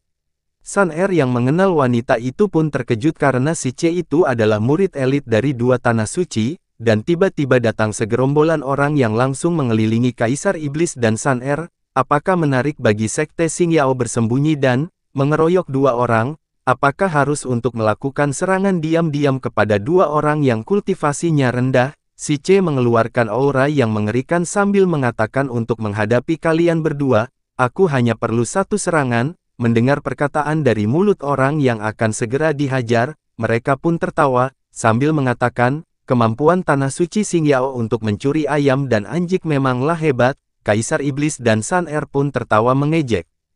Tak terima dengan ocehan Kaisar Iblis, si C pun langsung menyerang Kaisar Iblis dengan 2 bunshin. Sebelum serangan itu mencapai Kaisar Iblis, ia menepis serangan itu dengan mudah bahkan hanya menggunakan tangan kosong. Karena serangan pertama gagal membunuh Kaisar Iblis, Si C kembali melakukan serangan yang dahsyat. Serangan kedua juga berhasil dihindari oleh Kaisar Iblis. Sekali lagi si C melakukan serangan, dan sekali lagi sebelum kekuatan itu mengenainya ia langsung menggunakan teknik pedang yang bernama Qinglian Gaya ke-9. Mereka yang melihat Kaisar Iblis ingin menyerang balik, dan serangan itu setara dengan tingkat senting, dan Kaisar Iblis dan Sun Er menyatukan kekuatan agar teknik itu bisa menjadi lebih kuat, dan combo-combo pun dilancarkan, yang membuat ledakan di mana-mana pun terjadi, dan berhasil menewaskan mereka semua. Apakah hanya segini kekuatan kalian? Seorang wanita yang bernama Sun Er ini orangnya, tiba-tiba dia berhenti, karena gurunya yaitu Tai Bai ingin maju melindungi Sun Er yaitu adiknya. Kaisar Iblis berkata, kamu sudah sekarat tapi masih mau melindungi orang lain, tidak ada gunanya, kalian harus mati hari ini juga. Kaisar Iblis pun melakukan serangan yang mengarah ke Tai Bai dan benturan kekuatan pun terjadi antara Kaisar Iblis dengan Tai Bai. Setelah benturan terjadi Kaisar Iblis pun langsung maju untuk menyerang kembali. Dan Kaisar Iblis pun memukul Tai Bai, serangan pertama berhasil ditahan. Namun serangan kedua berhasil mengenainya, dan membuat Tai Bai berguling-guling ke lantai. Tai Bai bergumam, mengapa orang ini bisa menembus pertahananku? Lalu Kaisar Iblis mendatanginya sambil berkata, apakah kau pikir dirimu kuat, bahkan kamu tidak bisa melindungi orang di sekitarmu? Kualifikasi apa yang kau miliki? Dasar sampah, dan gurumu lah yang membuatmu seperti ini, dan gurumu lah pelakunya. Mendengar ucapan Kaisar Iblis langsung membuat Tai Bai darah tinggi. Dia langsung menyerang Kaisar Iblis, dengan mudahnya serangan itu dihindari, tapi sayangnya serangan itu membuat baju kebangsaannya robek, dan notifikasi muncul bertemu kembali dengan murid ketiga mendapatkan hadiah yaitu pedang Suanyuan, dan dari atas kepalanya ada sebuah pedang yang siap menghantamnya. Sun Er pun berteriak, namun ketika dia ingin menolong Tai Bai dia ditahan oleh Zhuge Fu, dan serangan pedang pun telah jatuh. Ketika Sun Er ingin menyerang dia dihalang oleh Zhuge Fu karena tepisan dari Zhuge pun dia mendarat ke arah dua gunung kembar dan menciumnya. Sun Er mendatangi Kaisar Iblis. Kaisar Iblis berkata, kakakmu minum alkohol setiap hari, dia tidak memikirkan desanya, dia juga tidak berada di jalan pedang lagi, aku di sini datang untuk membangunkannya. Sun Er berkata, kamu tidak boleh mengatakan itu pada kakakku karena kakakku adalah orang terbaik di seluruh dunia. Sun Er pun kesal, dia bilang, siapa sih orang ini? Nada bicaranya begitu sombong. Lalu datanglah segerombolan orang yang datang ke desa Tai Bai. Mereka yang datang tadi bernama Zulong Zhang Sun Chong Kiao. Mereka adalah orang kuat yang berada di alam Sein. Ucap Sun Er, bukan kata saya hanya membacanya saja. Inilah wajah mereka. Yang pertama Zulong Zhang Sun Chong Kiao. Dan Zhuge Fu berkata, tuan desa kami sedang melakukan permunian niat pedang, jika ada yang berani maju maka dia akan mati. Dan seseorang yang belum diketahui namanya pun langsung menyerang San San terlebih dahulu. San San pun menconter serangan orang itu, dan pedangnya berhasil dihancurkan oleh serangan San San.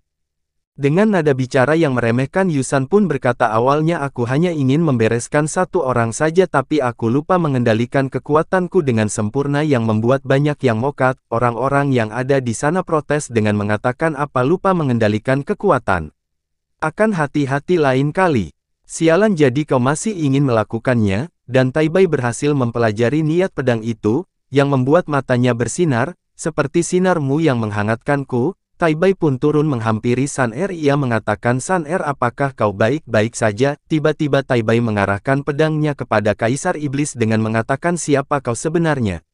Dan Kaisar Iblis membuka penyamarannya, Tai Bai sebagai seorang guru. Aku terlambat, ucap Kaisar Iblis. Namun setelah dia melihat wajah Kaisar Iblis dia langsung menurunkan pedangnya. Tai Bai berkata, tidak mungkin, guru telah mati 300 tahun dan guruku memiliki kultivasi yang jauh lebih tinggi. Karena Tai Bai masih tidak percaya, hanya satu yang bisa membuatnya percaya, yaitu cambuk. Dan ketika melihat cambuk yang dipegang oleh Kaisar Iblis sontak membuat Tai Bai terkejut.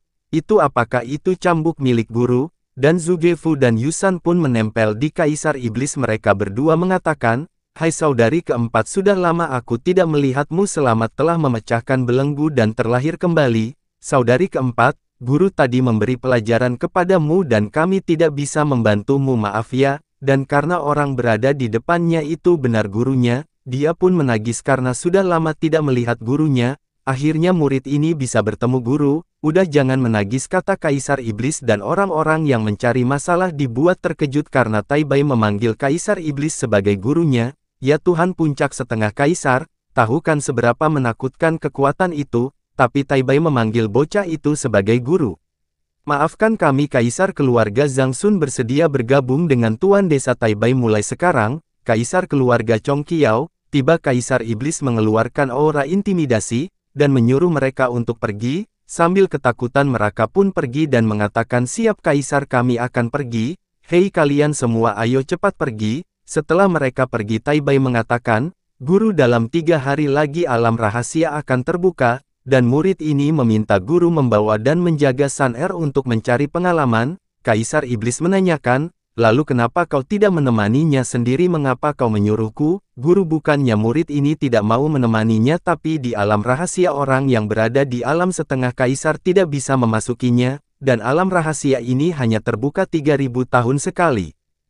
Ketika murid ini mencoba masuk secara paksa, namun sayangnya larangan di tempat itu langsung aktif, dan aku takut bahkan ranah Kaisar pun tidak dapat menembus batasnya. Tai Bai membawa Sun Air dan mengatakan kalau begitu guru bisa membawa Sun Air untuk masuk, karena guru adalah orang terhebat dan tak terkalahkan di dunia. Agar Sun Air bisa melihat betapa luasnya dunia ini, boleh ya guru? Dan dia tidak seperti Sakura, beban, dia bisa menjaga dirinya sendiri, jadi dia tidak akan menjadi beban bagi guru. Oke, kalau begitu aku akan membawa gadis itu bersamaku. Terima kasih guru. Berbeda dengan Sun Air, dia malah tampak tidak enakan dan wajahnya memerah. Hei kakak, kamu seperti baru saja menjualku. Sin berpindah ke Kaisar Iblis yang berhasil menerobos ke tingkat Tongsuan. Sistem bilang host dapat memilih salah satu dari 5 kartu as untuk dimurnikan. Kalau begitu aku akan memilih kartu Lin Hua, dan muncul petir kecil di tangan Kaisar Iblis. Petir ini ada di dalam legenda kesengsaraan surgawi tingkat pemula dan kesengsaraan 49 di dunia keabadian. Meskipun itu adalah petir terendah di dunia abadi, namun kekuatannya tidak dapat diremehkan di dunia fantasi ini. Langit menjadi sangat-sangat gelap dan banyaknya petir-petir di langit. Tai Bai bergumam, apakah guru telah menerobos? Tidak, ini pertama kalinya aku melihat pemandangan ini yang begitu mengerikan. Petir pun menyambar rumah yang ditempati oleh Kaisar Iblis. Sun Air bilang, kakak, lihatlah petir itu menyambar rumah kita. Tidak masalah, itu hanya sebagian saja. Tidak apa-apa jika rumah kita terbakar ataupun hancur. Tenang, ada saudari Yusan, dia adalah penguasa arsitektur. Sin berpindah yang menampilkan hari yang telah terang kembali. Dan Kaisar yang berteriak meminta pakaian kepada Tai Bai. Zhuge Fu dan Yusan bergosip, aku khawatir itu karena kesengsaraan petir barusan. Mungkin, bisa jadi. Tai Bai pun masuk ke kamar Kaisar Iblis dan tidak sengaja melihat sebuah pistol bawaan yang sedang berdiri membela keadilan, dan kepala Tai Bai pun mengeluarkan asap karena terkejut melihat pistol yang sangat-sangat gede. Kaisar Iblis mengatakan, kenapa kau begitu jauh berdiri? Apakah kau takut aku akan mengehem-ehemmu? Perkataan itu membuat wajah dari Tai Bai memerah. Tai Bai menyerahkan baju kepada Kaisar Iblis. Tiba-tiba Kaisar Iblis menarik tangan Tai Bai, yang membuat Tai Bai jatuh ke pelukan Kaisar Iblis, dan sebuah gunung kembar yang berada tepat di hadapannya. Kaisar Iblis bergumam dalam hatinya, gawat, ini terlalu besar, maksudnya cintanya. Jangan salah paham kalian ya. Dari luar ada yang memanggil Kaisar Iblis, guru, apakah sudah selesai ganti bajunya? Kenapa lama sekali? Kapalnya akan segera berangkat, dan membuat mereka terkejut. Tai Bai pun ingin berdiri. Dia bilang, maaf guru, aku tidak bermaksud begituan dengan guru. Namun Tai Bai duduknya di tempat yang salah, yang membuat sebuah pedang masuk ke dalam lubang. Tai Bai yang merasakan ada sesuatu yang menusuk pantatnya, dia langsung berteriak, dan mengejutkan Zhuge Fu dan Yusan. Mereka pun langsung melihat apa yang terjadi. Mereka pun terkejut karena melihat Kaisar Iblis, yang tidak menggunakan kianduk. Kianduk itu semacam pembersih badan ketika habis mandi. Melihat hal itu, Zhuge Fu mengatakan kepada mereka, silakan lanjut guru, kami akan pergi dulu. Namun Yusan ingin ikut ehem-ehem dengan mereka. Kapalnya telah datang, mereka akan segera berangkat. Karena Tai Bai masih mengingat kejadian tadi, dia berkata, guru, ini ada harta roh luar angkasa berisi beberapa hal penting untuk kehidupan. Kaisar Iblis dan Sun Air pun berangkat, dan mereka telah sampai di tujuan. Ketika mereka ingin pergi menuju pintu masuk, mereka dihampiri oleh beberapa orang. kami adalah orang yang berasal dari Tanah Suci, jadi lebih baik Anda ikut bersama kami ke alam rahasia. Sun Er pun menolak ajakan mereka, tidak, terima kasih, kami berdua akan pergi sendiri ke sana, dan setelah ditolak oleh Sun Er, orang berambut biru memberikan sebuah giok. Dan giok itu langsung diambil oleh Kaisar Iblis. Terima kasih atas gioknya, kalau begitu kami akan menerimanya. Mereka pamit pergi, kalau begitu kami jalan duluan sampai jumpa di alam rahasia. Kaisar Iblis pun tidak menggubris perkataan mereka pun langsung pergi, dan sesampainya mereka di Tanah Suci, mari kita perkenalkan beberapa sekte. Yang pertama berasal dari Sekte Kuanhua Tanah Suci XX, dan Tanah Suci Tianqi, namun tiba-tiba melesatlah sebuah cahaya yang seperti mengelilingi mereka dan ternyata cahaya tadi berasal dari Kaisar Iblis dan Sun Er, dan salah satu dari tetua itu melancarkan serangan kepada Kaisar Iblis. Serangan itu berbentuk seperti sebuah tangan raksasa, namun dengan mudah serangan itu dihancur oleh Kaisar Iblis. Sambil mengejek tetua itu, ia berkata, "Dada patua bodoh, sialan, beraninya kau menghinaku." Tetua itu mencoba untuk masuk ke dalam, namun sayangnya karena ada sebuah penghalang membuat tetua itu terhempas, dan dari salah satu mereka ada yang mengatakan mereka berdua berani menghina dan mencari masalah dengan Sekte Tanah Suci. Jangan khawatir, mereka akan keluar setelah 10 hari, dan setelah mereka keluar mereka pasti akan mati. Dan si rambut biru yang kita lihat di awal masuk ke Tanah Suci, ia bilang, "Penatua, saya pernah melihat mereka, bahkan saya sempat memberikan mereka sebuah giok." Penatua itu pun terkejut. Penatua itu pun memberikan 2 token giok kepada mereka berdua. Nih orangnya." Penatua itu berkata kepada mereka, "Ini adalah token giok pelacak dan mereka berdua sudah berada di dalam." Dan Penatua itu memberikan sumpah serapah kepada Kaisar Iblis dan Sun Er, "Semoga ketika kau berada di dalam ruang rahasia kau akan mati dan tidak akan pernah kembali lagi." Berpindah ke sebuah hutan belantara, Sun Er berkata dalam hatinya, "Ya Tuhan, karakter macam apa yang aku ikuti ini?" Kaisar menanyakan kepada Sun Er, "Sun Er, apakah kau takut?" "Tidak, aku tidak takut karena ada guru di sini." Kaisar Iblis berkata kepada Sun Er, "Mereka itu tidak baik, jadi jangan salahkan aku jika telah melakukan hal yang diinginkan. Selain itu hanya ada setengah ranah Kaisar, jadi untuk apa takut dengan mereka?" Sun Er pun kaget karena Kaisar Iblis mengatakan hanya setengah Kaisar tidak perlu takut. Kata-kata guru sangat mengejutkan. Tiba-tiba muncullah seekor ular anaconda. Karena kemunculan anaconda itu membuat Sun Er terkejut. "Guru Anda adalah yang terbaik." Sun Er benar-benar takut dengan ular, jadi guru saja yang mengurusnya, ya, tidak ada gunanya merayuku.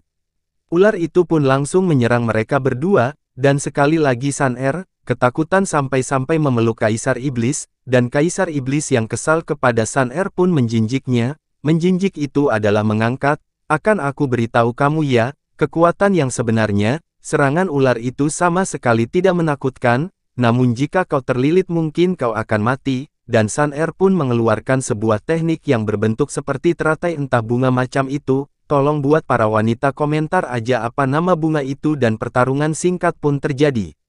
Dan Sun Er berhasil menebas kepala dari ular itu, hanya dengan 1 kali ayunan pedang. Ular itu pun meninggoy seketika, tamat ending yang cukup menihilkan.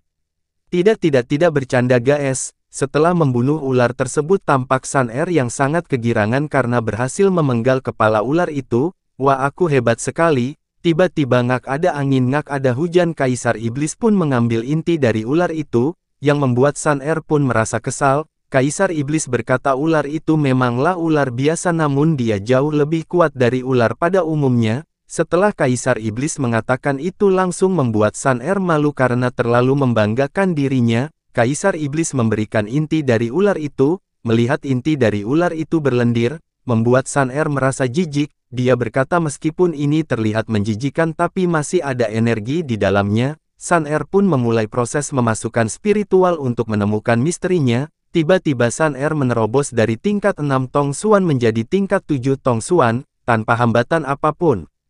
Sun Er pun mengucapkan terima kasih kepada Kaisar Iblis karena telah memberikan hadiahnya, namun Sun Er malah kegeran. Dia bilang, "Tampaknya guru masih mencintaiku, karena harta yang bagus malah diberikan padaku." Dari jarak jauh ada orang yang berteriak meminta tolong. Kaisar mengajak Sun Er untuk melihatnya. Tapi guru, mungkin itu adalah jebakan untuk memancing kita. Kaisar Iblis berkata, membunuh monster sudah puas, sekarang waktunya kita membunuh orang. Kaisar Iblis dan Sun Air menghampiri orang yang berteriak meminta tolong, dan yang meminta tolong adalah seorang wanita cantik dan bohai, karena dia adalah Kaisar Iblis takkan pernah bisa ditipu. Kaisar Iblis memperlihatkan senyum liciknya, dia langsung menyerang wanita itu, serangan itu berhasil dihindarinya. Jadi karena saya capek ngetik wanita itu terus, jadi kita panggil dengan sebutan si C. C ini berkata kepada Kaisar Iblis, adik kecil, aku tidak menyangka orang yang memiliki wajah tampan tapi sangat kejam, seperti yang diharapkan dari orang yang mencuri semua token untuk masuk ke alam rahasia dari Tanah Suci Tianqi. Sun Air yang mengenal wanita itu pun terkejut karena si C itu adalah murid elit dari dua Tanah Suci, dan tiba-tiba datang segerombolan orang yang langsung mengelilingi Kaisar Iblis dan Sun Air. Apakah menarik bagi Sekte Xing Yao bersembunyi dan mengeroyok dua orang? Apakah harus untuk melakukan serangan diam-diam kepada dua orang yang kultivasinya rendah? Si C mengeluarkan aura yang mengerikan sambil mengatakan, untuk menghadapi kalian berdua, aku hanya perlu satu serangan. Mendengar perkataan dari mulut orang yang akan segera dihajar, mereka pun tertawa, sambil mengatakan, kemampuan Tanah Suci Xing Yao untuk mencuri ayam dan anjing memanglah hebat. Kaisar Iblis dan Sun Air pun tertawa mengejek. Tak terima dengan ocehan Kaisar Iblis, si C pun langsung menyerang Kaisar Iblis dengan dua bunshin. Sebelum serangan itu mencapai Kaisar Iblis, ia menepis serangan itu dengan mudah, bahkan hanya menggunakan tangan kosong. Karena serangan pertama gagal membunuh Kaisar Iblis, si C kembali melakukan serangan yang dahsyat. Serangan kedua juga berhasil dihindari oleh Kaisar Iblis. Sekali lagi si C melakukan serangan, dan sekali lagi sebelum kekuatan itu mengenainya, ia langsung menggunakan teknik pedang yang bernama Qinglian Gaya ke-9. Mereka yang melihat Kaisar Iblis ingin menyerang balik, dan serangan itu setara dengan tingkat senting, dan Kaisar Iblis dan Sun Air menyatukan kekuatan agar teknik itu bisa menjadi lebih kuat, dan combo-combo pun dilancarkan, yang membuat ledakan di mana-mana pun terjadi, dan berhasil menewaskan mereka semua. Apakah hanya segini kekuatan kalian?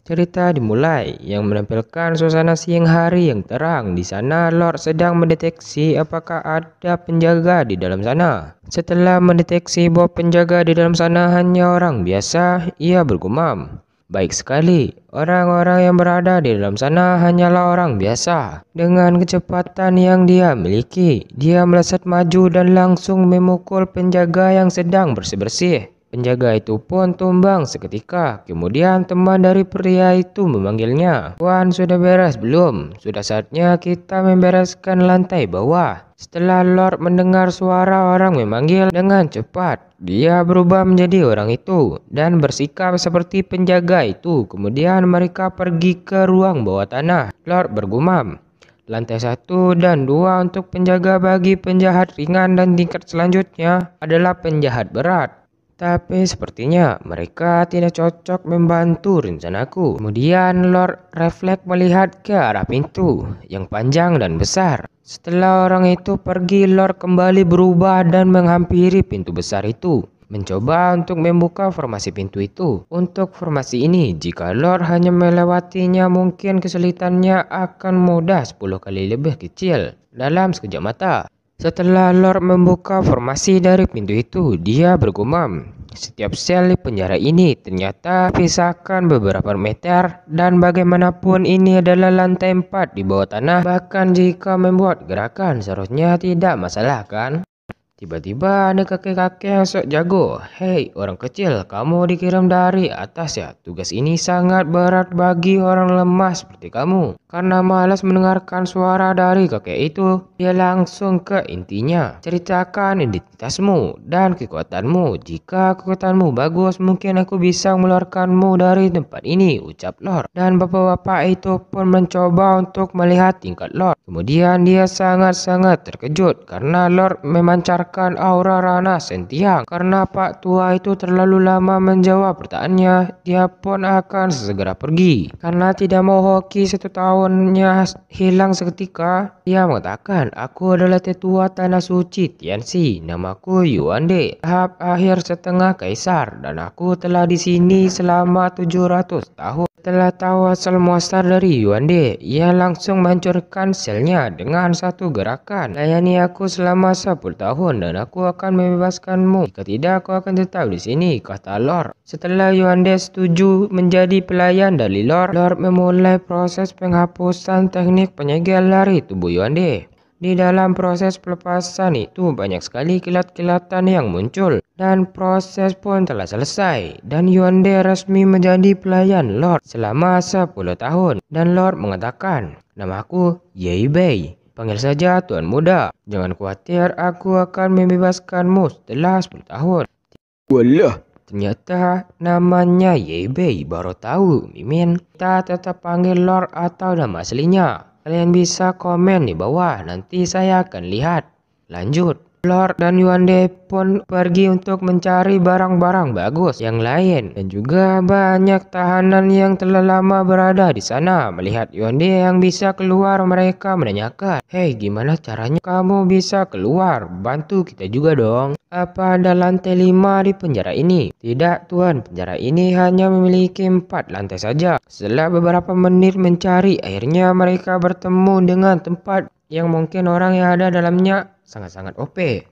Membuka formasi dari pintu itu, Lord menanyakan, "Bagaimana kau ada di sini?" Kemudian wanita itu menjawab, "Keluar atau aku akan meratakan Tanah Suci Tianxi. Akan aku ratakan dengan tanah." Dia sangat familiar dengan suara orang yang berbicara dengannya. Ketika dia tahu siapa orang yang berada di depannya, wanita itu pun menangis bahagia. Saking senangnya, dia langsung memeluk Lord dengan sangat erat. Dia bilang, "Guru, aku datang dengan sukarela." Mendengar bahwa dia datang dengan sukarela, Lord langsung memarahinya. Kemudian sistem muncul. Master menemukan murid keempat dari 108 murid.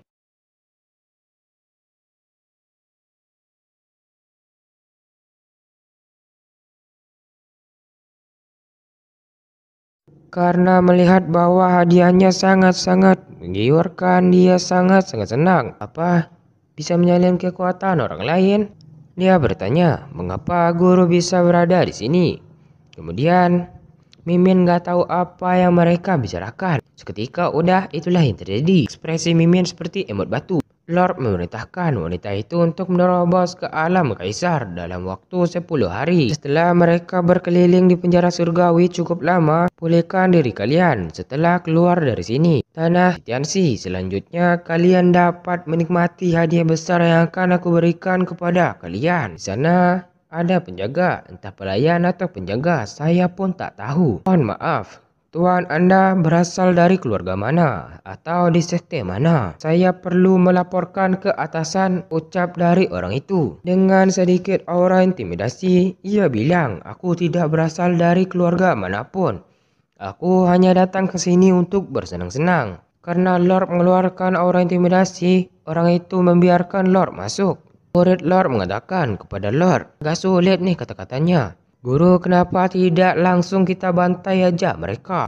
Sabar. Buru-buru amat. Tenang, nanti kita bantai, ucap dari Lord.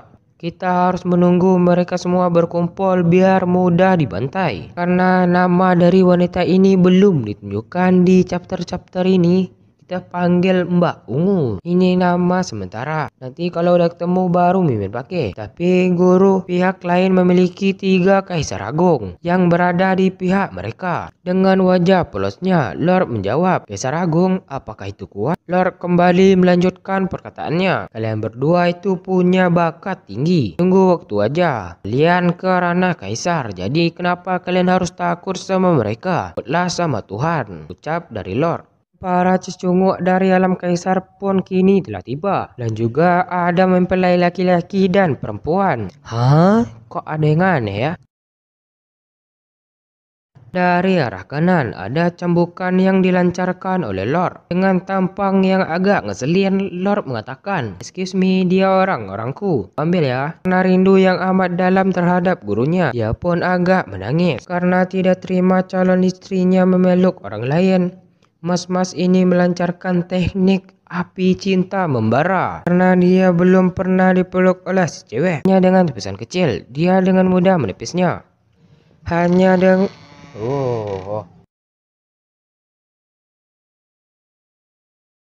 orang yang mirip dengan Lord juga ikut menyerang.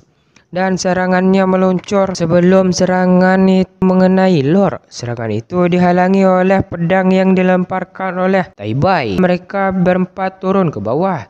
Ya ke bawah lah, masa ke atas? Kan nggak mungkin. Bagus, semuanya telah datang. Ini adalah hadiah yang akan aku persiapkan untuk kalian, ucap Lord. Setelah Lord mengatakan hadiah yang akan dia berikan, mereka semua berpose seperti seorang pahlawan. Kami akan membiarkan yang masih ingin hidup selama 10 detik. Mereka pun lari kocar-kacir karena peringatan dari Mbak Ungu itu. Karena masih tidak terima wanitanya disentuh oleh Lord, dia langsung maju untuk menyerang Lord. Dengan sigap, Mbak Ungu langsung memasang badan untuk melindungi Lord sambil mengeluarkan wajah yang mengerikan. Dan mas-mas yang agak mirip dengan Lord juga ikut menyerang dengan tangkisan ringan dari Mbak Ungu. Serangan itu tidak sampai kepada Lord. Aku tidak menyangka kau bisa menahan beberapa seranganku, kata si Mas KW. Kemudian Mbak Ungu menyandra orang itu. Jangan bergerak. Jika kau tidak mau tanganku terpleset dan mematahkan lehernya. Mereka sedikit terkejut karena ancaman dari Simba. Ia mengatakan dengan remehan, "Apa kalian pikir bisa pergi dari sini dengan membawa Sandra?" Karena dia tidak percaya dengan ancaman dari Mbak Ungu, Lord langsung membantainya dengan kekuatan petir yang membuat mas rambut hijau jadi abu dalam sekejap mata. Mereka pun syok berat karena Lord berani membunuh tuan muda mereka. Karena melihat ponakannya mati di depan matanya, dia langsung berniat untuk membunuh Lord di tempat. Dia mengeluarkan teknik tangan misterius untuk langsung membunuh mereka semua. Seperti tidak takut kepada siapapun, kecuali kepada Tuhan, Lord menggunakan teknik hukum ruang. Kemudian Mbak Ungu mengeluarkan teknik Under Charger One. Ketika dia menggunakan teknik itu, langit sedikit demi sedikit mulai gelap. Dari dalam portal itu muncullah kepala-kepala undead yang keluar dari dalam portal itu. Ketika orang yang berasal dari Tanah Suci ingin membunuh Mbak Ungu, datang Teba yang menghalangi mereka berdua. Satu demi satu, mereka telah mendapatkan lawan bertarung masing-masing, dan Lord tidak mau ketinggalan. Dia mengeluarkan sebuah tungku besar untuk meningkatkan kekuatannya. Orang-orang pun bergosip, mustahil, dia pasti bukan manusia. Dia pasti seorang alien, titisan lemon. Yuande menanyakan, apa? Menerobos? Apakah aura orang yang baru saja menerobos bisa menjadi begitu jernih? Loli pun menjawab, ingat, dia adalah guru, tingkatnya bahkan lebih tinggi daripada guru itu. Bahkan bisa dibilang, dia seperti seorang dewa. Iblis saja jauh lebih rendah. Berpindah ke Kaisar Iblis, yaitu Lord. Oh, energi iblis yang berada di tubuh ini. Ini adalah salah satu dari kartu as yang dulu aku dapatkan setelah menembus alam sentiang. Dari tulang iblis tertinggi, ucap dari Lord. Kemudian datang Lord KW yang menyusul Lord untuk segera membantai Lord. Si KW berkata dalam hatinya, tidak mungkin si kampret itu menerobos.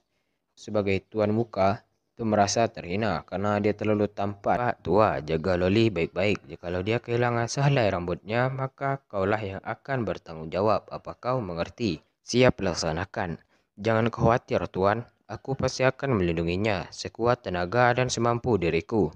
Kita panggil saja Samsul. Ini cecunguknya. Pertarungan yang sempat tertunda kini telah berlanjut. Lord mengetahui bahwa Samsul menggunakan teknik ruang dan waktu supaya Lord tidak bisa melarikan diri lagi. Dan Lord mengumpulkan energi di tangannya sambil mengatakan, baiklah, di dalam pertempuran ini, aku harus kuat dan anti banting. Ups, sorry man. Bahkan jika kartu asku habis, aku tetap ingin menghancurkan tanah suci Tianxi. Dan benturan kekuatan pun terjadi antara Lord dan Samsul karena benturan kekuatan yang sama-sama kuat alhasil membuat mereka berdua terhempas mundur 3 langkah ke belakang. Samsul bergumam, meskipun tapakku memiliki keunggulan, namun jiwaku dikejutkan dengan telapak tangan yang besar, hampir saja tidak bisa kutahan. Dan sekarang, Samsul benar-benar tidak berani meremehkan Lord lagi. Jika tidak, dia bisa mati oleh Lord. Karena Lord sudah tidak sabar untuk membunuh Samsul, Lord maju untuk memulai pertarungan ronde kedua. Sambil mengatakan, katanya Master Tianxi sangatlah kuat. Ternyata segini doang. Hele, sosokan lu. Dan pertarungan pun dimulai kembali.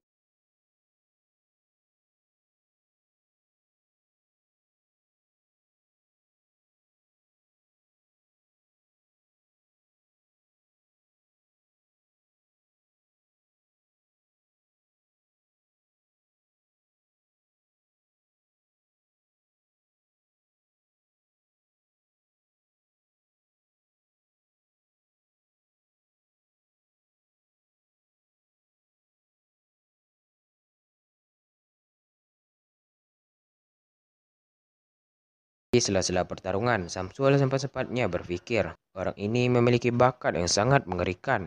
Tinggal menunggu waktu saja dia menjadi kaisar. Jika dibiarkan, aku takut orang pertama yang akan dia hancurkan adalah tanah suci Tianxi. Sorry guys, kemarin Mimin salah nyebut ranah dari Lord. Soalnya Mimin udah semangat banget karena Lord udah merobos ke ranah kaisar.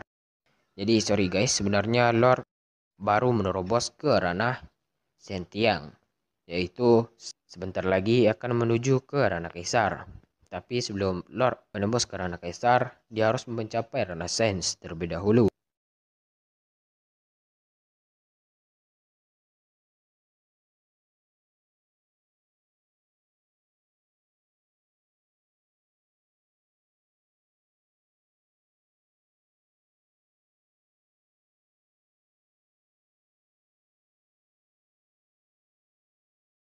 Oke, lanjut.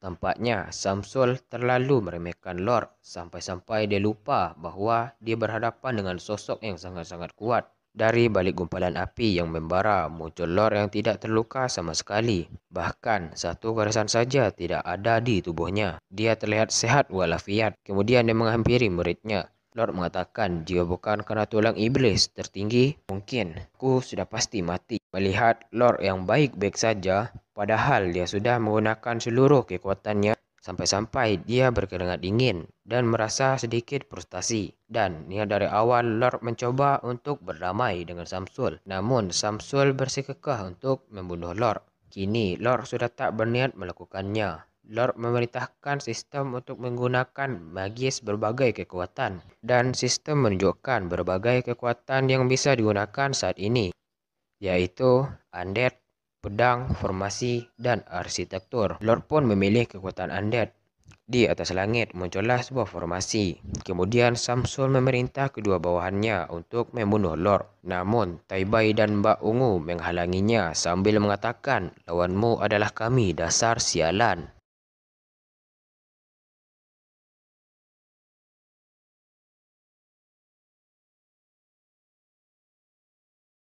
Salah satu dari tanah suci Tianxi mencoba untuk menyerang Lord, namun dihalangi oleh Zugefu dan Shanshan.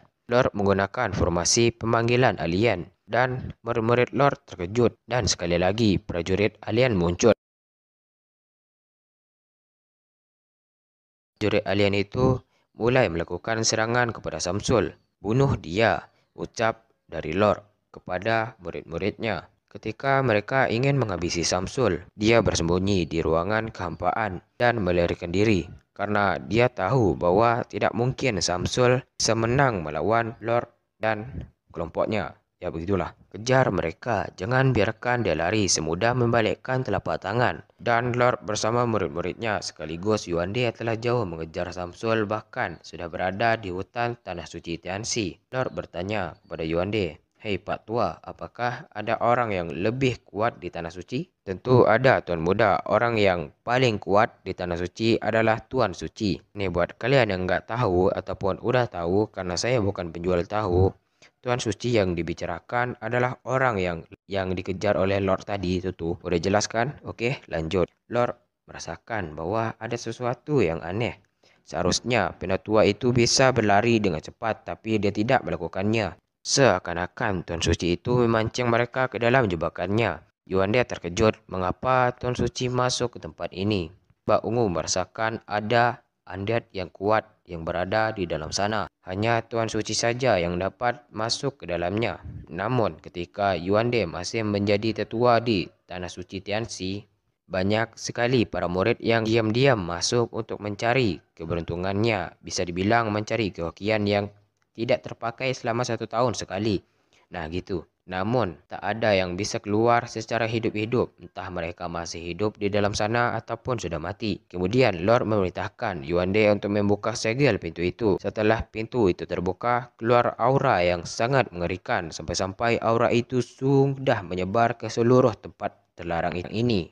Scene berpindah di gua terdalam dan di tempat terlarang. Di sanalah Tuan Suci berada. Sudah saatnya, Patriark Suci Tianxi, tolong bantu aku sedang berada di dalam masalah. Dan Patriark pendahulu mengatakan, dasar anak tolol, beban hidup lagi. Mending mati aja sono. Kau sudah merusak fondasi yang ditinggalkan oleh leluhurmu. Dan juga formasi itu susah payah dibuat oleh leluhurmu, tapi kau dengan mudah menghancurkannya. Samsul kebingungan karena dia tidak tahu apa yang telah dirusak olehnya. Dan datang gerombolan Lord yang telah menemukan Samsul. Nggak ada angin, nggak ada hujan. Alien itu langsung menyerang Samsul. Tapi tunggu sebentar. Tapi kayaknya bentukan alien bukan kayak gitu deh. Ya nggak sih guys? Perasaan kepalanya agak gede ke atas guys. Emang aneh alien di manhwa nih. Sebelum serangan alien itu mengenainya, Samsul langsung hilang bagaikan tuyul dan efek serangan yang membentur dinding tadi menjadi ledakan yang sangat-sangat dahsyat yang terpaksa Lord menggunakan formasi teknik pelindung. Dan muncul Samsul bersama dengan pendiri pertama, kedua, ketiga, dan keempat, yaitu mereka semua adalah pendiri dari Sekte Tianxi. Samsul mengatakan kalau nggak salah leluhur mereka lah pengganggu yang mengacaukan Tanah Suci Tianxi, dan mereka jugalah yang mengeluarkan monster raksasa. Dan leluhur itu menusuk Samsul dari belakang, yang membuat Samsul menjadi kakek-kakek tua karena energinya telah habis diserap oleh leluhur itu. Karena terkejut atau apalah, mereka hanya diam. Mungkin dalam hatinya mereka berkata, Alhamdulillah, musuh udah kurang satu nih, dan tinggal 4 pak tua itu lagi. Kemudian leluhur itu menyerang Loli, namun ditangkap oleh Lord hanya menggunakan satu tangannya saja. Dan Lord berkata, apakah kau ingin menyentuh muridku? Dengan muka yang agak seram. Oh, ternyata hanya seorang yang berada di ranah Sentiang. Tuan Suci Tianxi terlalu melebih-lebihkan apanya yang menakutkan dari orang yang hanya di tingkat Sentiang. Dasar Tuan Suci yang tak berguna bagi bangsa dan negara. Lupakan saja, itu lebih baik daripada tidak sama sekali. Seharusnya kami bisa kembali dan keluar dari sini jika kami menyerap kekuatan mereka, ucap Pak Tua Kampret itu. Dan Pak Tua Mesum itu langsung menyerap kekuatan milik Lord. Namun, kekuatan serapan dari Pak Tua Kampret itu terlalu lemah sehingga bisa dipatahkan dengan mudah oleh Lord. Dan Pak Tua itu terkejut karena dia tidak bisa menyerap kekuatan Lord. Lord berkata, ayo terus lanjutkan.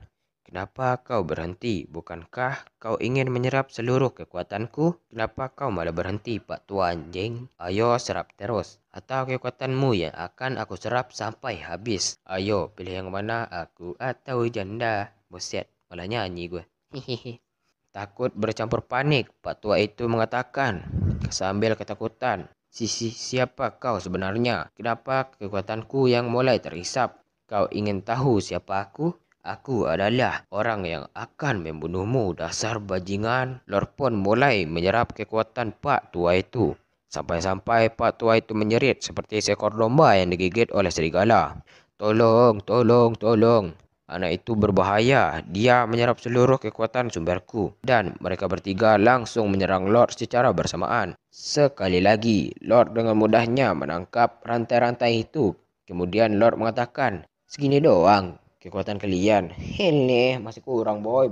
Tambahlah 100 kek, baru cukup. Dan mereka berkata, tidak mungkin ada orang yang bisa melawan teknik ini. Tak ada satupun di dunia ini. Salah satu dari mereka berkata, ternyata ada energi iblis yang berada di tubuh orang itu dan juga energinya sangatlah murni. Salah satu dari leluhur itu mengatakan, "Maafkan aku Tuan, tolong ampuni aku. Aku bersedia menjadi bawahan Anda. Jadi tolong lepaskan saya."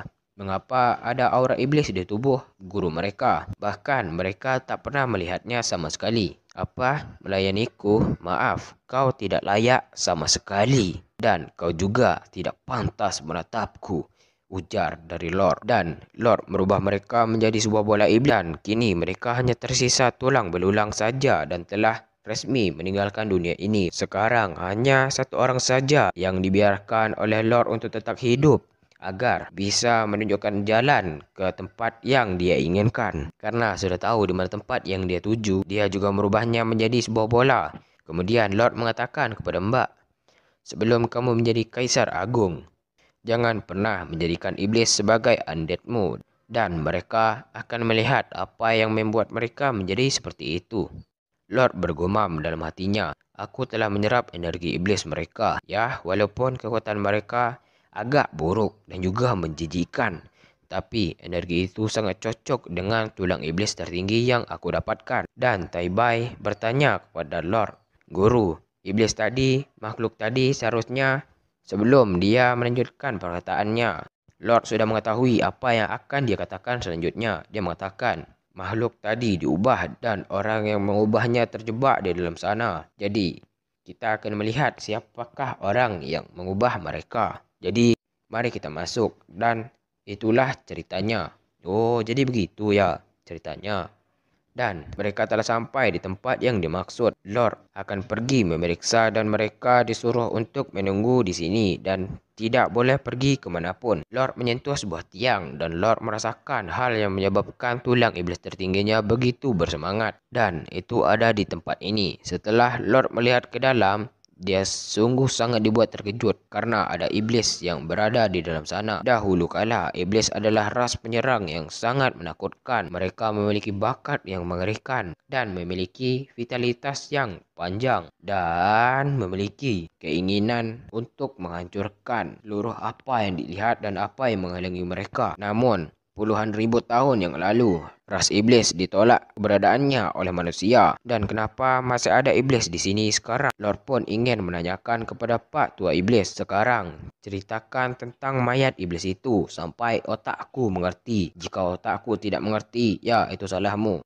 Jika tidak, kau akan benar-benar mati." Pak Tua Kampret itu menjelaskan, mayat itu dia temukan di pinggir tempat rahasia di Central Steel Territory. Pada saat itu, iblis itu terluka parah dan sekarat dan akan dijemput oleh malaikat maut. Saat itu, dia tidak langsung membunuhnya karena keserakahan yang dia miliki. Sebagai gantinya, dia membawanya ke tanah suci Tianxi. Dengan melalui dia, mereka hampir menjadi abadi. Tapi karena itu, mereka terjebak di sini dan tidak bisa keluar lagi.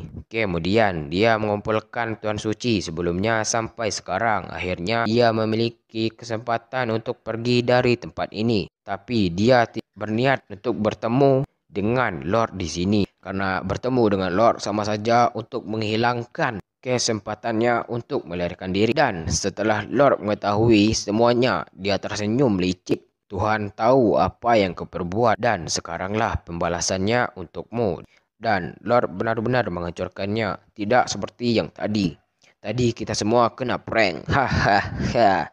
Kampret,